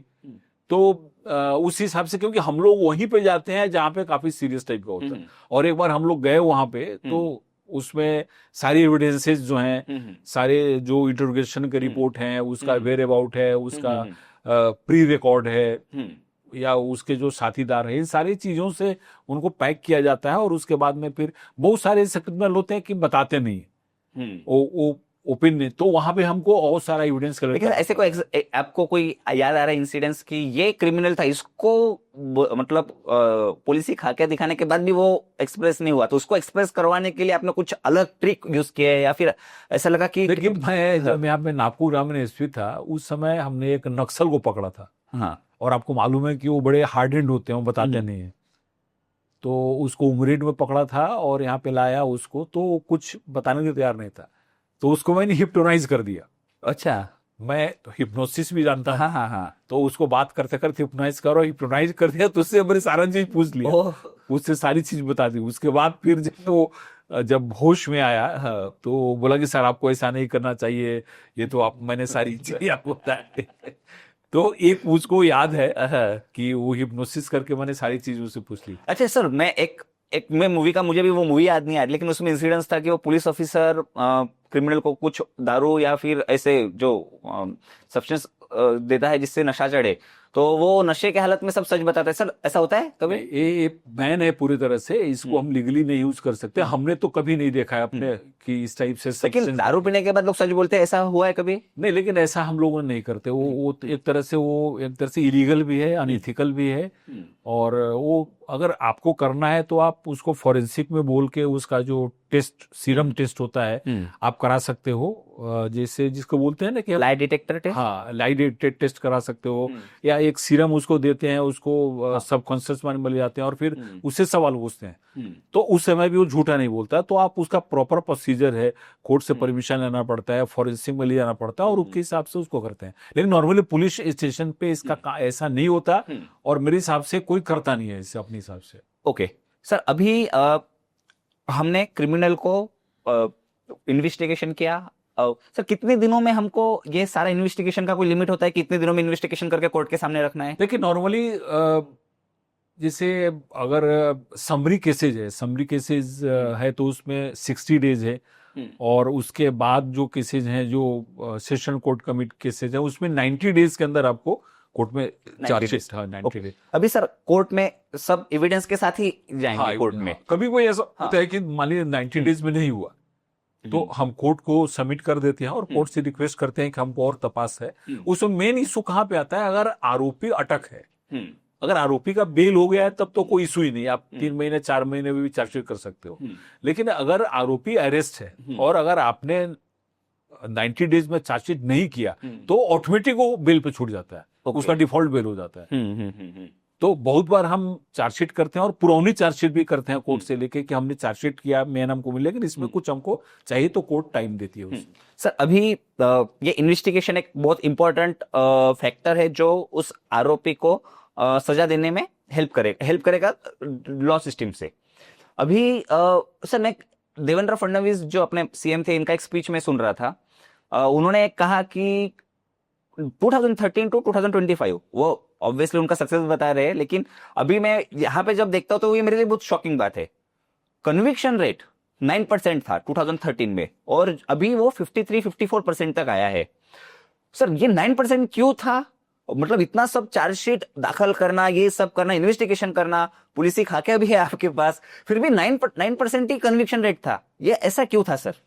देखिए ये जो है ना, ये बहुत ही एक तरह से इसको बोलो कि डिसअपॉइंटिंग सिचुएशन था और ये काफी इसको डिसमल आप बोल सकते हो। लेकिन सर ये सच था जो सही बात है। 9% या मेरे हिसाब से 13 या कुछ 14% था, तो ठीक है, 9, 13, 14 में कुछ ज्यादा फर्क नहीं है। और ये बड़ा ही नेग्लेक्टेड था कि इतने 100 ऑफेंसेस होते हैं उसमें 9-10 ऑफेंसेस में ही अपने को कन्विक्शन होता है। तो इस पे बहुत विचार मंथन हुआ पूरे ऑल इंडिया। आज क्या हर एक स्टेट का थोड़ा डिफर होता है, लेकिन एवरेज अगर देखो तो आप 15-16% से 20% ज्यादा नहीं था पूरे। मतलब जिसको हम बोल सकते हैं कि 100 आरोपी पकड़े तो 9 आरोपी को ही सजा मिली। हाँ, तो इस पे काफी विचार मंथन हुआ और इस पे देखा गया कि इसमें सबसे बड़ा जो कारण है वो कारण है कि जो साक्षीदार वो फितूर हो जाता है। अच्छा, फितूर होना का अर्थ है कि वो होस्टाइल हो गया। मैंने बोला कि मैंने इसमें कुछ जवाब ही नहीं दिया, पुलिस ने जबरदस्ती मुझसे जवाब लिया। या बहुत बार कंप्लेंट जो है वो मैनेज हो जाता है, कंप्लेंट। और उसका मेन कारण था कि केसेस बहुत दिनों पे लगते थे। जैसे आज अगर केस हुआ तो 3 साल के बाद, 4 साल के बाद उसका निकाल हो रहा है, तो क्या है, लोग भूल जाते हैं, उसमें कंप्रोमाइज हो जाता है। तो उसमें हुआ कि, और उसका मेन ऐसा था कि जब साक्षीदार जाता था कोर्ट में तो उसको ब्रीफिंग नहीं है। अब मान लो कोई अफसर है जिसने तपास किया है 3 साल पहले, वो ट्रांसफर होकर चला गया और उसे दूसरा अफसर आ गया, कोर्ट से समझ निकला साक्षीदार, वो साक्षीदार कोर्ट में आया, उसको कोई मिलने वाला नहीं है, पीपी आए उसको कुछ बताए, उनको भी टाइम नहीं है, और वो कोर्ट में खड़ा हुआ और बता नहीं पाया। तो उसमें ऐसा किया गया कि हर एक कोर्ट में ये मैं बताता हूं, जब कन्विक्शन इंप्रूव कैसे हुआ महाराष्ट्र में, तो उसमें अपने फडणवीस साहब भी उस समय 2014 से उस समय सीएम थे। इन्होंने उस समय, मैं बॉम्बे में था उस समय, उन्होंने काफी मीटिंग लिया, डीजी का मीटिंग लिया। उन्होंने बोला कि जिस स्टेट में, जैसे तमिलनाडु है, केरला है, इस स्टेट में कन्विक्शन रेट अच्छा था, तो वहां पर अपनी टीम भी गई, स्टडी करके आई। तो ऐसा देखा गया कि भाई हर एक कोर्ट में एक पैरवी ऑफिसर को बैठाया जाए। जैसे पहले पैरवी ऑफिसर नहीं था, किस तारीख को केस लग रहा है, इसमें समन्स गया क्या, इसमें वारंट गया क्या, किसको समन्स गया है, जो आदमी आ रहा है साक्षीदार, उसको ब्रीफिंग हुआ क्या, उसको बैठा के बताया क्या कि देखो ये तुम्हारा ये स्टेटमेंट है, इसको याद कर लो, ऐसा पूछा जाएगा सवाल, तुमको इसके हिसाब से बताना है। तो पैरवी ऑफिसर हो गया। उसके बाद कोर्ट में केस आने लगा।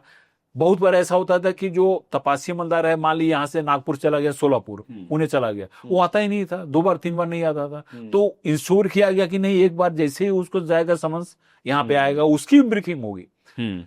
उसके बाद फिर अपना इन्वेस्टिगेशन का क्लासेस होने लगा। हमारा जो national Maharashtra police academy Nashik है, वहां पे तपासी अमलदारों को बुला के उनका रिफ्रेशर कोर्स होने लगा, क्या क्या उसमें गलतियां होती हैं। फॉरेंसिक एक्सपर्ट को बुलाया गया, हमारे जो प्रोसिक्यूशन ब्रांच के लोग उनको बुलाया गया, और जो भी केस का निकाल लगता था उसका जजमेंट एसपी ऑफिस और सीपी ऑफिस में आता था।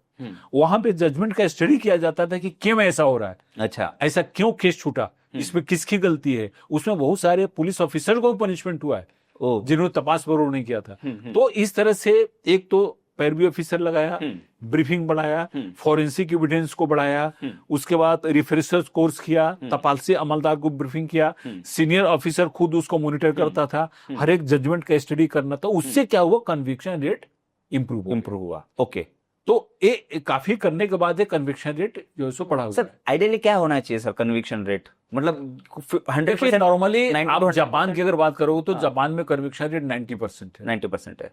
देखिए अपने यहाँ मेरा क्या बोलना है कि बहुत ऐसे केसेस, जापान में क्या सिस्टम है कि अगर वीक एविडेंस है तो उसमें हमारे यहाँ अगर आप देखो तो एक सेशन कमिट केसेस है, सेशन कमिट केसेस जैसे मर्डर है, रेप है, सीरियस रॉबरी है, डकैतीज है, ये सीरियस ऑफेंसेस है। इस सीरियस ऑफेंसेस में तो कन्विक्शन रेट मोर देन 90% होना चाहिए। जो पेटी ऑफेंस जैसे चोरी हो गया, थोड़ा बड़ा साइबर फ्रॉड हो गया, या मान लीजिए किसी का कोई सामान उठा लिया, या 10,000 5,000 का किसी ने फ्रॉड कर दिया, तो ये सारे ऑफेंसेस अगर मान लो छूटते में तो कोई दिक्कत नहीं। लेकिन जो सीरियस ऑफेंसेस हैं, जो सेशन कमिट ऑफेंसेस हैं, वो ऑफेंसेस में कन्विक्शन होना ही चाहिए। तो अपने को क्या करना है, जैसे एफआईआर दाखिल हुआ, हमने बहुत बार देखा कि एफआईआर में अनावश्यक किसी का नाम डाल दिया। बहुत बार ऐसा होता है, दुश्मनी से एक आदमी ने किया, 4 का नाम डाल दिया। तो उसमें क्या होता है, अब 4 का नाम डाल दिया तो अब 4 ने किया नहीं है उसको, एक ही आदमी ने किया है। अब पुलिस को क्या होता है कि अगर मैं बोलूं कि 3 ने नहीं किया तो मुझ पर एलिगेशन होगा, क्योंकि वो आदमी बोल रहा है कि नहीं मैंने देखा है 3 लोगों ने मारा है। तो उसमें फिर क्या होता है, उसमें अगर सही चीज है तो सही चीज को बोलना आसान होता है, लेकिन गलत चीज को प्रूव करना मुश्किल होता है। बराबर। तो मेरा एक ऐसा क्या बोलना है कि बहुत सारे जो इस टाइप के केसेज हैं जहां पे एविडेंस नहीं है, जापान में उसको कोर्ट में पेश ही नहीं करते। अच्छा, उसको बोलेंगे कि इसमें एविडेंस नहीं, इसको हम कोर्ट में पेश नहीं करेंगे। अपने यहाँ क्या है, चलो आपल्याला काय करायचं आहे तर उद्या आमच्यावर एलिगेशन होतील तेवढे टाकून द्या पोटावर। तो आप ऐसा अगर केस कोर्ट में डालोगे तो कन्विक्शन नहीं होगा उसमें, आप उसको पूरा एविडेंस बना के भेजो। अच्छा, मेरा क्या बोलना है कि अगर 3 अटेम्प्ट टू मर्डर का केस है तो उसमें अटेम्प्ट टू मर्डर का होना चाहिए, ग्रीवियस असॉल्ट का केस है तो ग्रीवियस असॉल्ट का होना चाहिए। तो अगर एविडेंस है तभी उसमें कन्विक्शन होगा। तो अगर एविडेंस है तो आप उसको, एविडेंस नहीं है तो आप उसको क्लोज करो केस कि इसमें एविडेंस नहीं है। ओके सर, अभी मतलब ये हम बोल सकते हैं कि एक सिस्टम का ये एक थोड़ा सा जिसको फॉल्ट बोल सकते हैं हम सिस्टम का, कि ये इस तरह से वर्क कर रहा है। सर लेकिन इसमें और एक चीज मैंने रिसेंटली तिहाड़ पे एक वेब सीरीज है, जो तिहाड़ के जो सुपरिटेंडेंट थे उनका बहुत सारे बड़े पॉडकास्ट में उनका इंटरव्यू हुआ है, मैं उनको कोट कर रहा हूँ। वो ऐसा बोल रहे थे कि उन्होंने कैदियों के बीच में ये सुना है कि मैं यहाँ पे हूँ, आज सजा काट रहा हूँ, इसमें मेरी गलती से ज्यादा जो मेरा ऑफिसर था जिसने इसको इन्वेस्टिगेशन किया, उसने केस में कुछ तो भी ऐसा रखा कि जिसके कारण मैं यहाँ पे हूँ। अगर मेरे पास कुछ मॉनिटरी या पैसा रहता या कुछ और चीजें रहती, मैं उसको खुश कर सकता था, तो शायद मैं बाहर था। सर ये भी चीजें होती है सर इस पूरे इसमें? देखिए मैं तो वेब सीरीज नहीं देखा है, मैं 34 साल पुलिस डिपार्टमेंट में काम किया, 4 साल में प्रिजन ऑफिसर भी था, नागपुर में डीआईए प्रिजन था 3 साल में। देखिए अगर आप कोर्ट में, मेरा जो अपना अनुभव है, कोर्ट में जितने लोगों की सजा होती है, एक बार कोर्ट में अगर सजा हो गई तो बहुत रेयर चांस होता है कि किसी निर्दोष को सजा हो। अच्छा, क्योंकि अपना जो प्रोसीजर है इतना उसमें लंबा प्रोसीजर है, उसमें आपको डिफेंस पक्ष रहता है, प्रोसिक्यूशन पक्ष रहता है, गवाह रहते हैं। तो अपने यहाँ आप अगर किसी भी पुलिस अफसर से पूछोगे तो निर्दोष आदमी को सजा रेयर से रेस्ट है। इसलिए अगर कोई बोलता है कि मैंने मेरा केस वीक करके, जैसे हमारा मर्डर हुआ, किसी को मर्डर में सजा हो गई, तो वही मर्डर तो हुआ, आदमी मरा है ना। ऐसा तो नहीं कि हवा में मर्डर हुआ है, किसने मर्डर किया उसको अगर तुमको सजा, तुम्हारा नाम अगर दिया हुआ है, पुलिस ने तपास किया और मर्डर में तुमको अगर कन्विक्शन हो गया, वो आदमी मरा है, तो किसने मर्डर किया तुम बोल रहे हो कि। तो नॉर्मली जो आरोपी हैं वो एक्सेप्ट नहीं करते हैं, वो जेल में जाने सजा होने के बाद ये बोलते हैं नहीं मैंने तो किया नहीं। भाई किसने किया कराएं, किडनैपिंग तो हुआ है, बच्चे का मर्डर हुआ है, किडनैपिंग मर्डर हुआ है। तो मेरे हिसाब से निर्दोष इंडियन सिस्टम में एक जरूर है कि इसमें निर्दोष लोगों को सजा होने की संभावना बहुत कम है, क्योंकि यहाँ पे बड़ा लंबा प्रोसेस चलता है, पूरा चांस दिया जाता है उस आदमी को। दूसरा बात है कि आप नीचे वाले कोर्ट में हुआ तो आप ऊपर हाई कोर्ट में अपील कर सकते हो, सुप्रीम कोर्ट में होके तो कहीं ना कहीं आपको मिलता है। इसलिए अगर सुप्रीम कोर्ट तक किसी को सजा हो गई और वो बोले कि मैं ये गलत है, माने मेरे हिसाब से ऐसा नहीं होगा, यहाँ पे अगर सजा हुई है तो वो आदमी जरूर कहीं ना कहीं इन्वॉल्व है। क्योंकि सर मतलब इसको, और जब ये सोच रहा था मैं, तो रिसेंटली बॉम्बे में जो बॉम्ब स्फोट हुए थे उसका हाई कोर्ट ने जजमेंट दिया और सबको छोड़ दिया, बरी कर दिया। लेकिन उसको पहले तो सजा मिल गई थी, वो भी साधी नहीं, मृत्युदंड की सजा थी। सही बात। इतना क्या हुआ होगा फिर इतने इसमें कि मतलब मृत्युदंड से ठीक है भैया आपने किया, आपको जन्मठेप दे रहे, लाइफ इम्प्रिजनमेंट कर रहे, लेकिन छोड़ दिया कि नहीं एविडेंस गड़बड़ थे। ऐसा क्या हो गया सर फिर इसमें, क्यों मृत्युदंड से बिल्कुल छूट गए?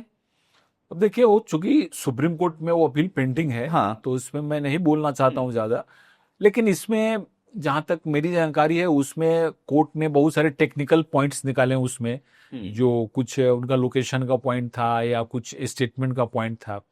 अब वो सुप्रीम कोर्ट के पास वो मैटर गया हुआ है, और ये बड़ा ही आश्चर्यजनक भी है कि जैसे मान लीजिए जैसे मृत्युदंड है तो उसको लाइफ इम्प्रिजनमेंट में कन्वर्ट हो सकता है, लेकिन पूरा छूट गया।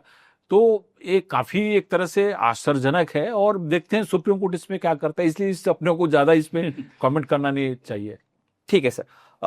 सर अभी हम जेल, आपने जैसे कहा जेल में महासंचालक थे सर आप? महासंचालक। यस। आपने जेल और जेल के एनवायरनमेंट को आपने देखा है सर। जेल को सुधार गृह बोलते हैं। मेरा सर एक स्ट्रेट क्वेश्चन है सर, वो उसका मोटो सॉल्व हो रहा है, सुधार गृह है, क्या लगता है आपको?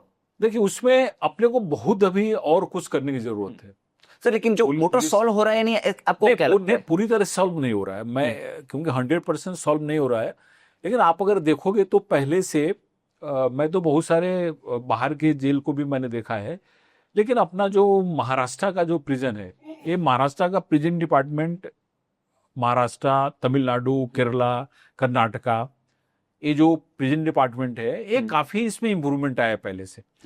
अगर आप जेल में जाओगे तो आपको लगेगा नहीं कि आप जेल में आए हो। अच्छा सर, लगना चाहिए कि नहीं लगना चाहिए? लेकिन नहीं, क्योंकि ये मेरा क्या बोलना है कि अगर वहां पे भी अगर आप लोगों को लाइफ में जरूर बना दोगे तो लोग नहीं सुधरेंगे। जैसे वहां पे क्या होता है कि ह्यूमन ब्रेन क्या है कि वो कब सुधरेगा, वो अपने कंसेंट से सुधरेगा। आप किसी को फोर्सफुल से नहीं कर सकते, और अगर आप किसी को अनकंफर्टेबल रखते हो तो आदमी नहीं सुधरेगा। उसको कंफर्टेबल बना के बताना पड़ेगा कि भाई देखो तुमने क्राइम किया है, और फिर जब तुम सोसाइटी में जाओगे तो तुमको एक क्राइम नहीं करना चाहिए। सोसाइटी तो वहां पे उसका रिफॉर्मेशन, कैसे रिफॉर्मेशन एजुकेशन से होगा, वहां पे उसको साइकोलॉजिकली उसको बताना पड़ेगा, उसको वहां पे काम देना पड़ेगा, वहां पे उसकी काउंसलिंग करनी पड़ेगी, वहां से उसको फैमिली से मिलने दिया जाना पड़ेगा, वहां पे उसको पढ़ाना पड़ेगा। तो ये सारी चीजें जब होगी तो ऑटोमेटिक आदमी सुधर जाएगा। तो मैंने देखा यहाँ पे कि जहाँ पे अपने यहाँ देखो, अपने इंडियन जेल्स में जो प्रिजनर है ना, उसमें 90% अच्छे लोग हैं। अच्छे लोग मैंने उनसे गलती हो गई, मैंने they are not professional criminal. हमारे यहाँ लेस देन 10% जो प्रिजनर्स हैं वो प्रोफेशनल है। ओके। तो ये जो लोग हैं, जैसे गलती हो गई, गुस्सा में मार दिया, कोई मिसअंडरस्टैंडिंग में मार दिया, जमीन का झगड़ा था मार दिया, तो अपने यहाँ जेल को कंट्रोल करना उतना डिफिकल्ट नहीं है जैसे फॉरेन कंट्री में। आप अमेरिका में चलो, वहां पे क्या ड्रगिस्ट हैं, वहां पे बड़े बड़े लॉर्ड्स, क्राइम लॉर्ड्स हैं, तो वहां पे पूरा जेल को ब्रेक कर देते हैं। तो वहां पे बड़ा डिफिकल्ट काम है। हमारे यहाँ जो सोसाइटी है, हमारा जो एक इंडियन कल्चर है, इंडियन जो संस्कार है, इसमें अभी भी हमारे यहाँ क्राइम रेट बहुत कम है। अगर बाहर के देखोगे बहुत कम लोग हैं, तो इसलिए। लेकिन जो आ गए वहां पे, उनको भी हम जब बाहर भेजते हैं तो अच्छे बना के भेजे। तो इसके लिए जो है ना, जो सबसे बड़ा मेन क्या है, मैं तो बोलता हूं कि सबसे बड़ी बात है कि जेल में उसी को भेजो जो समाज के लिए थ्रेट है। सुप्रीम कोर्ट ने भी कहा है कि 7 साल से नीचे की सजा में जेल में मत दो लोगों को। दूसरी बात है कि जो सीरियस क्राइम, जैसे पता है मर्डर है, डकैती है, रेप है, किडनैपिंग है, इस सब चीज में उसको रहना दो जेल में। लेकिन जो छोटे क्राइम है, क्या होता है, छोटे क्रिमिनल जब जाते हैं ना, एक चोरी वाला जब जेल में जाएगा ना, तो उधर से आएगा तो रॉबरी वाला बन के निकलता है। जब रॉबरी वाला जाएगा तो डकैत बन के निकलता है, क्योंकि वहां पे उसको लगता है कि वह तो। इसलिए क्या है कि जेल, और एक बार जेल में आदमी चला जाता है तो उसका पूरा रेपुटेशन खत्म हो जाएगा, साइकोलॉजिकली खत्म हो जाता है। इसलिए और सबसे बड़ी बात है कि हमारे यहाँ 70% जो क्रिमिनल है, जो जेल में, नॉट क्रिमिनल, जो जेल में इनमेट्स सजा काट रहे हैं, सजा, उसमें 70% अंडर ट्रायल है, अभी उनका कोई सजा नहीं हुआ है, नहीं हुआ है। और 30% जो है सो सजा काट रहे हैं। सजा वाले है। विदेश में अलग ही है, वहां पे 70% कन्विक्ट है और ओनली 30% ट्रायल है। एक काम करना चाहिए, मेरा क्या बोलना है, आप एक दिन के लिए ही किसी को सजा दे दो, लेकिन सजा दे दो और उसको खत्म करो। आप उसको 2-2 साल 3 साल रखते हो जेल में, वो जेल में रहता है और आप बोलते हो कि कन्विक्शन रेट आपका 14% है, वो छूट जाता है, उसका क्या होगा जो 6 महीना जेल में रहा उसको? तो क्यों उसको जेल में भेज रहे हो? उसको पहले ही उसको ट्रायल, मेरा ट्रायल में कुछ भी करो। जैसे अभी उन्होंने बीएनएस में चेंज किया, बहुत अच्छा चेंज किया, बहुत सारे क्राइम के लिए उन्होंने क्या किया, कम्युनिटी सर्विस कर दिया, लेकिन उसको फटाफट करके उसको दो ना कि जाके तुम स्कूल में टॉयलेट साफ करो, स्कूल के बच्चों को पढ़ाओ, रोड साफ करो, जो पेटी ऑफेंस है कैसे लिखो। हाँ, तो मेरा क्या बोलना है कि इसको फास्ट करना जरूरी है। बहुत दिन जब क्राइम हो जाता है ना, तो लोग भूल जाते हैं, उसका इम्पैक्ट नहीं होता है। इसलिए एक टाइम बाउंड, अभी अपने आप पूरे देश में 5 करोड़ से ज्यादा केस पेंडिंग है, 5 करोड़ से ज्यादा, सुप्रीम कोर्ट से लेकर नीचे वाले कोर्ट में। मैंने आप सोच सकते हो, फिर लोगों का इंटरेस्ट खत्म हो जाता है, लोग उसको समझते नहीं है। तो इसलिए मेरा क्या है, छोटे मोटे केस को निपटाओ वहीं पे फटाफट, 2-4 दिन में ट्रायल करो, उनको 100 रुपया 200-300 फाइन करो, उनको बोलो तुम जाकर रोड साफ करो। पेटी ऑफेंसेज में, बड़े ऑफेंसेज हैं उनको भी टाइम दे, 6 महीना साल भर में, 1.5-2 साल में उसको निपटा के खत्म करो। और जेल जो है ना, ये कन्विक्ट के लिए, अंडर ट्रायल के लिए नहीं है। लेकिन अपने यहाँ पे अंडर ट्रायल 70%। 70%, ये उल्टा है पूरा। अभी सर इसमें आप जब जेल में महासंचालक थे, आप तो विजिट रेगुलर करते होंगे सर जेल में, कैसा रहता है सर जेल में एनवायरनमेंट? जो नहीं, अगर आप जेल में जाके देखो, हाँ, तो जेल का एक परसेप्शन क्या, आप जेल में जाओ, वहां पे 1 नंबर का आपको क्लीननेस मिलेगा। जेल में क्लीननेस मिलेगा, क्लीननेस, एक आपको पत्ता कहीं नहीं मिलेगा। अच्छा। हमारे और आपके घर का टॉयलेट जितना साफ नहीं, उतना वहां का टॉयलेट साफ है। ओह, वहां पे आप किचन में चले जाओ, एकदम मॉडर्न किचन है वहां पे। वहां पे ये सारा काम कैदी लोग, जेल में बाहर का एक भी आदमी काम नहीं करता। वहां पे लॉन्ड्री है, वहां पे कार वॉशिंग मशीन है, वहां पे कुक्स हैं, वहां पे आपको सफाई कामगार हैं, वहां पे मंदिर है तो पूजा करने वाले हैं। तो वो भी पूजा करने वाले भी कैदी होते हैं? हाँ, कैदी होते, मैंने अब कोई मादे पूजा करने वाले जेल चला, वहां पे कोई टीचिंग का काम कर रहा है, कोई कारपेंटरी का काम कर रहा है, कोई लोहे का काम कर रहा है। तो आप वहां पे जाओगे तो देखोगे कि भाई एकदम वहां पे क्लीननेस 1 नंबर का है सर। लेकिन एनवायरनमेंट तो निगेटिव होता होगा सर बहुत, क्योंकि सब ऐसे क्राइम करके आए हैं या क्राइम में। हाँ, वो तो देखिए क्या है, वहां पे आप घर से बाहर हैं, 4 दीवारी में आप सुबह निकलते हो, फिर दोपहर बंद हो जाते हो, रात में, तो निगेटिविटी तो रहती है। लेकिन वहां पे जो साफ सफाई है, उससे क्या होता है कि निगेटिविटी कम होती है।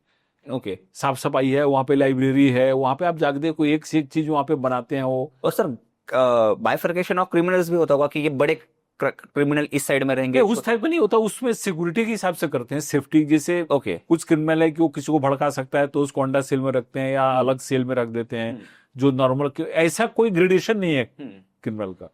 ऐसा नहीं है कि सर जैसे अभी लॉरेंस बिश्नोई करके वो क्रिमिनल है, वो अपना सिंडिकेट जेल से ही वो चला रहा है, मतलब सर जेल में बहुत सारी सुविधाएं भी इनडायरेक्टली उनको मिलती है, ऐसा एक सही बात है। इस टाइप के बहुत सारे आरोप हुए हैं और इसमें आरोप में सही भी पाया गया है कि इसमें कुछ जेल के अफसर भी या कांस्टेबल इन्वॉल्वमेंट में कार्रवाई भी होती है। और इसमें स्पेशली मैं महाराष्ट्र का बताता हूँ, महाराष्ट्र में इस तरह के बहुत ही कम इंसिडेंट मिलेंगे, क्योंकि यहाँ पे अपना स्टाफ है, यहाँ के पॉलिटिशियन हैं, यहाँ के लोग हैं, यहाँ के लोग अपने यहाँ महाराष्ट्र में क्या है, डेमोक्रेटिक वैल्यूज ज्यादा है। अच्छा, आप देखोगे तो यहाँ पे लॉ ऑर्डर प्रॉब्लम बहुत कम होता है, लोग एग्रेसिव नहीं होते हैं, या यहाँ पे हमारे जो पुलिस कांस्टेबल है, जेल गार्ड है, उनको फैसिलिटी भी अच्छी है, क्वार्टर मिला हुआ है, अच्छी सैलरी है, तो उसके हिसाब से। और हमारे क्या है, एक महाराष्ट्र का सांस्कृतिक जो एक धरोहर है वो भी बहुत रहा है हमारे यहाँ, तो उसका भी जेल पे इम्पैक्ट, उसका भी असर होता है। देखो आपने अब महाराष्ट्र में तो हमारे कितने संत हुए, ज्ञानेश्वर महाराज हुए, तुकाराम महाराज हुए, तुगलू महाराज हुए, नामदेव हुए, इतने संत हुए। फिर यहाँ पे बाबा साहेब अम्बेडकर थे, इसके पहले अपने शिवाजी महाराज का एक अलग ही हमारे यहाँ प्रभाव है। और इसके अलावा कितने संत हुए, तो इनका भी तो इम्पैक्ट हमारी संस्कृति को पड़ा है ना। आज हर एक गांव में भागवत सप्ताह होता है, ज्ञानेश्वरी सप्ताह होता है, और हमने देखा है कि हिंदू हो चाहे मुस्लिम हो, वो लोग मिल के संत साधना करते हैं। जेल में गणपति हाँ, वहां पे भी, जेल में भी, वहां पे अच्छा। आप देखोगे तो जब आषाढ़ी एकादशी आती है तो वहां पर पूरा मिरर निकलता है। ओ, यहाँ पे मैं जब 3 साल था तो यहाँ पे अपने देशपांडे हॉल में पूरे महाराष्ट्र के कैदियों को बुला के मैंने यहाँ पे उनका वंदिवाद रजनी कार्यक्रम कराया था। और फडणवीस साहब सीएम से 3 साल आकर उन्होंने उद्घाटन किया। पूरा देशपांडे हॉल भरा रहता था। अच्छा। और देखने वाले बोलते थे कि ये कैदी है, क्या इतना अच्छा प्रोग्राम कर रहा है। सर लेकिन अभी ये सुविधाएं जो उनको अलग वैसे मिल रही है, लॉरेन बिश्नोई तो वहां से वो पूरा सिंडिकेट चला पा रहा है उसका, जेल में भी और ऐसे लोग हैं जो शायद सर इनके साथ आपका कम्युनिकेशन हुआ है तो कैसे होते हैं सर ये लोग जेल में आने के बाद? उनके परसेप्शन में क्या सच में वो जो सुधार वाला जो कॉन्सेप्ट है, या फिर जो मैंने आपसे एक बार डिस्कस किया था कि ज्ञानेश्वरी में पसायदान में लिखा है जय खळांची वेंकटी सांडो त्या सत्कर्णे रती वाढो, तो वो जो अच्छाई है वो आने लगती है क्या? कि वो मतलब एंड रिजल्ट सर बाहर निकला और वापस से सुधर गया, या फिर वापस से क्राइम वर्ल्ड में आ गया? देखिए, सुधार का जो प्रोसेस है ना, बहुत डिफिकल्ट प्रोसेस होता है। और देखिए, जो प्रोफेशनल क्रिमिनल है ना, उनको सुधार करना बहुत कठिन काम है। इसलिए उनको जो है सो पनिशमेंट जो अपना है लॉ के हिसाब से उनको तो सुधरेंगे ही नहीं? नहीं सुधरेंगे ऐसा नहीं बोल सकते, लेकिन उसके लिए बहुत ही लंबा प्रोसेस करना पड़ेगा। और उसके लिए अपने आप यंत्रणा भी नहीं है। जैसे मान लीजिए वहां पे साइकियाट्रिस्ट चाहिए, साइकोलॉजिस्ट चाहिए, है वहां पे, लेकिन काफी कम है। काउंसलर अपने को चाहिए वहां पे, कुछ अपने समाज के भी लोग, सोशल साइंटिस्ट जाने चाहिए जो उनसे बात करें। तो सुधार का प्रोसेस, देखिए, ब्रेन का रीवायरिंग करना बड़ा कठिन काम होता है, क्योंकि उनका एक वायरिंग हो गया क्राइम का, उसको रिवर्स करना है, ब्रेन में नया सर्किट तैयार करना है, उसके लिए बहुत मेहनत करना पड़ेगा। और ये जो इसीलिए क्या होता है कि अगर कोई क्राइम करता है और उसको सही सजा मिल जाए ना, तो इसका समाज पे बहुत इफेक्ट होता है।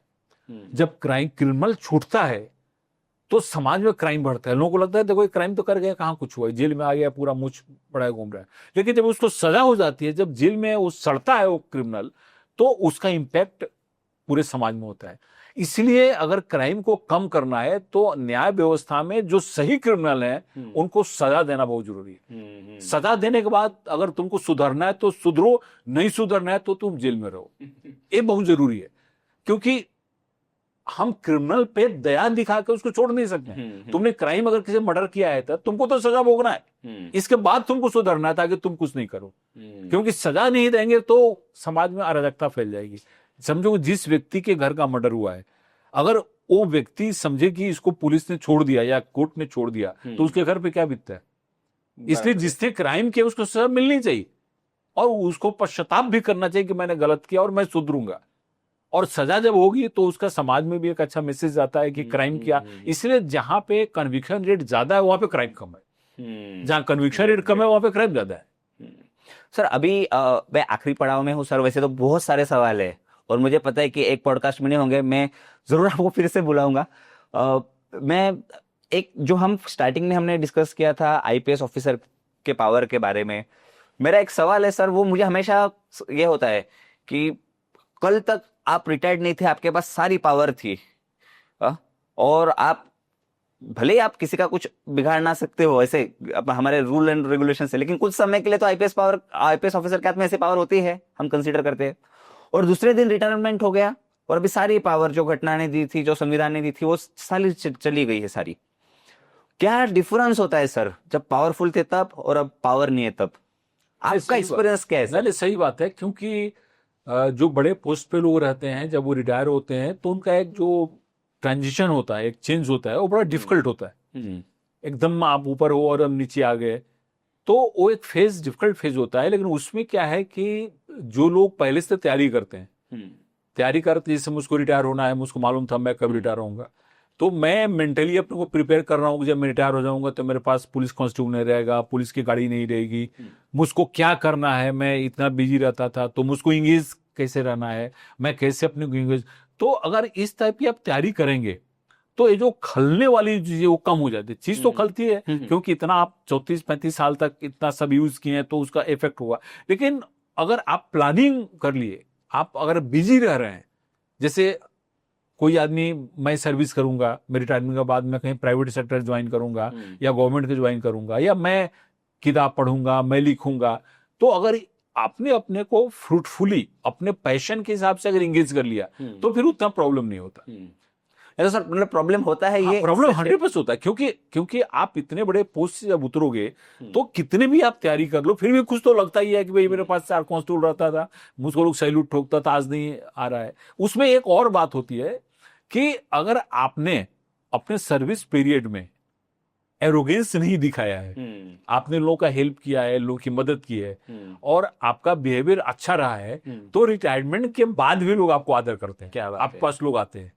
और मैं हमेशा यही कहता हूं कि लोग आपको आदर इसलिए नहीं करते हैं कि आप बड़े पोस्ट पे थे, पावर में थे, आदर इसलिए करते हैं क्योंकि आपका बिहेवियर अच्छा उसके साथ, क्या बात है, आपने उसकी हेल्प की। जैसे आज भी अगर मुझसे कोई व्यक्ति मिलता है तो मैं सीपी था, एसपी, तो उसकी बात नहीं करता, वो बोलता है साहब आपने मेरी ऐसे वहां पे हेल्प की थी, मैं आपसे मिलने आया था तो मुझको जल्दी मिल दिए, मुझको बता लिए। तो व्यक्ति जो है ना अपनी बात बताता है, आप क्या डिरेक्शन किए और क्या किए वो कोई नहीं करता है, उसके साथ आपने कैसा बिहेव किया ये बहुत इंपॉर्टेंट है। Great great sir. अभी ना सबसे मेरा फेवरेट सवाल है, लेकिन ये मैं आखिरी लूंगा और इसके साथ हम वाइंड अप करेंगे ताकि आप हमें एक भरोसा दे सके पुलिस पे। सर जब मैं कॉलेज में था तो हमने एक एक्टिविटी हम करते थे, पुलिस को तिलगुड़ संक्रांति के मौके पे हम देते थे। तो हमारे नागपुर में 2012 की घटना है और अपर पुलिस आयुक्त थे, उनके सीताबर्डी पुलिस स्टेशन में गए थे और वो मिले, उनको हमने तिलगुड़ दिया। और फिर जब हम जवान रहते तो हम बोलते कि नहीं करप्शन मिटाना चाहिए, मिट जाना चाहिए। अब हमको खुद को करप्शन से दूर रहना है और उसका इंपैक्ट नहीं होना चाहिए, बस इतना सोच रहे, लेकिन तब मिटाने की बात करते थे। जब मैंने उनसे कम्युनिकेशन किया कि सर ये इतना करप्शन हम कैसे मिटा सकते हैं, वो उनका एक्सपीरियंस बताते हैं। वो बोल रहे थे कि मैं कहीं एक जगह पे पुलिस प्रशिक्षण केंद्र में था, तो मैं सिर्फ मेरे जवानों को इतना ही कहता था कि 1-2 साल आप करप्शन मत कीजिए, बाकी मैं इस पे बाकी कुछ नहीं बोलना चाहूंगा। तो उन्होंने मुझे एक संकेत दिया था कि करप्शन के रूट्स कितने गहरे हैं। सर क्या है सर करप्शन के रूट्स कितने गहरे हैं, और सर वाइंड अप मैसेज के साथ आप क्या भरोसा देना चाहेंगे कि इससे हम कैसे हमारा समाज बाहर निकल सकता है? देखिए करप्शन जो है वो अपने सोसाइटी के लिए कैंसर है, कैंसर से बड़ी बीमारी नहीं है और करप्शन से बहुत बड़ा विषाप नहीं है। क्योंकि करप्शन हमारे काम को पूरा बदल देता है। जब कोई पैसा करप्शन लेता है करप्शन के रूप में, तो दोषी को छोड़ सकता है और अच्छों को सजा दिला सकता है। इसलिए जो सोसाइटी करप्ट होती है वो सोसाइटी कभी भी आगे नहीं बढ़ती, वो सोसाइटी विनष्ट हो जाती है। इसलिए करप्शन का कभी भी किसी भी तरह कहीं भी प्रोत्साहन नहीं होना चाहिए, इसको खत्म करना चाहिए। लेकिन इसमें मैं एक आपको ब्रॉडर बात बताऊंगा कि करप्शन क्या है, ये हमारे पूरे इकोसिस्टम का एक पार्ट है। जैसे पुलिस क्या है, पुलिस हमारे सोसाइटी का एक पार्ट है। तो हमारे सोसाइटी में जो चीज हो रही है वो पुलिस भी करेगी। आप ऐसा नहीं सोच सकते हो कि सोसाइटी में करप्शन हो रहा और पुलिस जो है सो ईमानदार होगी, क्योंकि ये पुलिस 25-26 साल में कोई पुलिस सर्विस में आता है, 25-26 साल तक तो सोसाइटी में रहा, उसने देखा है कि सोसाइटी में कैसे कैसे करप्शन चल रहा है। इवन अगर उसकी भर्ती ईमानदारी से भी हुई है, उसको आज तक मैं ये आपको खातिर के साथ कहता हूं कि पुलिस कांस्टेबल की जो भर्ती महाराष्ट्र में होती है वो 101% मेरिट पे होती है। मैं 34 साल के सर्विस में मैंने कभी भी नहीं देखा कि पुलिस कांस्टेबल से पैसा लेके कभी किसी एसपी ने भर्ती किया हो। ये महाराष्ट्र की खासियत है, और जगह का मैं नहीं बोलूंगा, लेकिन महाराष्ट्र में है। तो वो तो 25 साल तक सोसाइटी में रहा। उसके पिताजी आकर बोलते थे कि आज मैं यहाँ गया तो मुझको घूस देना पड़ा, यहाँ पे गया तो उसके दिमाग में घूस का पड़ा हुआ है, पेपर में रोज वो पढ़ रहा है। तो ये हमारा इकोसिस्टम है। तो मेरा अपना ऐसा मानना है कि इसकी घर की सफाई छत से होनी चाहिए। सबसे ज्यादा जो स्टेक्स में मेरा अपना ऐसा मानना है कि करप्शन का उदय कहां से होता है। कांस्टेबल मान लीजिए किसी से 200 रुपया ले लिया, रोड पे हम चिल्लाते हैं, वो भी गलत है लेना, मैं उसका सपोर्ट नहीं कर रहा हूं। करप्शन है, लेकिन इसका उगम कहां से होता है, देने वाला, और इसका उगम कहां से होता है, करप्शन कहां से निकलता है। तो हमारा जो सिस्टम है, जो इकोसिस्टम हम जिसको बोलते हैं, जहां पे एक सर्कल चलते रहता है, तुम हमको दो हम तुमको देंगे। और मेरा अपना ऐसा मानना है कि जो जैसे इलेक्शन का अपना सिस्टम है, आप इलेक्शन में देखो कितना पैसा पानी की तरह बहते हैं। इलेक्शन कमीशन के अनुसार फिक्स है कि एमएलए की में इतना होगा, एमपी में इतना खर्चा होगा। आज एक कॉर्पोरेटर और एक सरपंच के भी इलेक्शन में कितना पैसा खर्च होता है, कहाँ से पैसा आता है? करप्शन ही है। तो कहीं ना कहीं से पैसा आता है। अच्छा, पैसा आता है तो फिर उसको पैसा जो देता है उसको निकालना ही है, उसमें उसको पैसा निकालना है उसको। तो मेरा क्या बोलना है कि घर की सफाई हम छत से शुरू करें, नीचे से हम ऊपर साफ नहीं कर सकते हैं। तो हमारे समाज में जो बड़े लोग हैं, चाहे वो पॉलिटिशियन हो, चाहे वो सीनियर ऑफिसर्स हो, चाहे बिजनेसमैन हो, पहले इनको संकल्प करना पड़ेगा कि हम करप्शन मिटाएंगे। जब हम ऊपर से करप्शन मिटाएंगे तो आपो नीचे वाला करप्शन खत्म हो जाएगा। Great great. तो मतलब हम आगे अपेक्षा कर सकते हैं कि धीरे धीरे ये बदलाव हमारे समाज में होगा। जरूर जरूर, यस। क्योंकि अभी सरकार की ओर से बहुत कोशिश हो रही है, बहुत हमारे सोशल रिफॉर्मर भी कोशिश कर रहे हैं। और मुझको ऐसा लगता है कि जैसे जैसे जैसे डिजिटलाइज हो रहा है, डिजिटल चीज हो रहा है, और हमारी यंग जो जनरेशन है, जो यंग जनरेशन सोसाइटी, उसको एक चीड़े करप्शन से। यंग जनरेशन को मैं चाहता हूं उसको चीड़े, क्योंकि हमारा एक जनरेशन क्या है वो थोड़ा सा एफ्लुएंट भी है। तो वैसे धीरे धीरे समाज में चेंज आएगा। Great great. Sir thank you very much sir, आपने मुझे बहुत कंफर्टेबल किया और बहुत मजा आया आपके साथ कम्युनिकेशन में। जल्दी है सर, हम सेकंड पॉडकास्ट में मिलेंगे। ये पॉडकास्ट रिलीज होने के बाद मुझे लगता है कि बहुत सारे सवाल मेरे बचे हुए हैं, तो हम वो अगले पॉडकास्ट में मिलेंगे, आएंगे ना सर? जरूर जरूर। Yes, thank you, sir. मुझको भी Thank अच्छा you. लगा, आपने काफी नेचुरल वे में हम लोग ने बात किया, और मुझको भी अच्छा लगा बात करके। तो आपने यहाँ पे बुलाया और काफी आपने अच्छा स्वागत भी किया, और बहुत अच्छे ढंग से पॉडकास्ट हुआ, इसके लिए मैं आपका आभार मानता हूँ।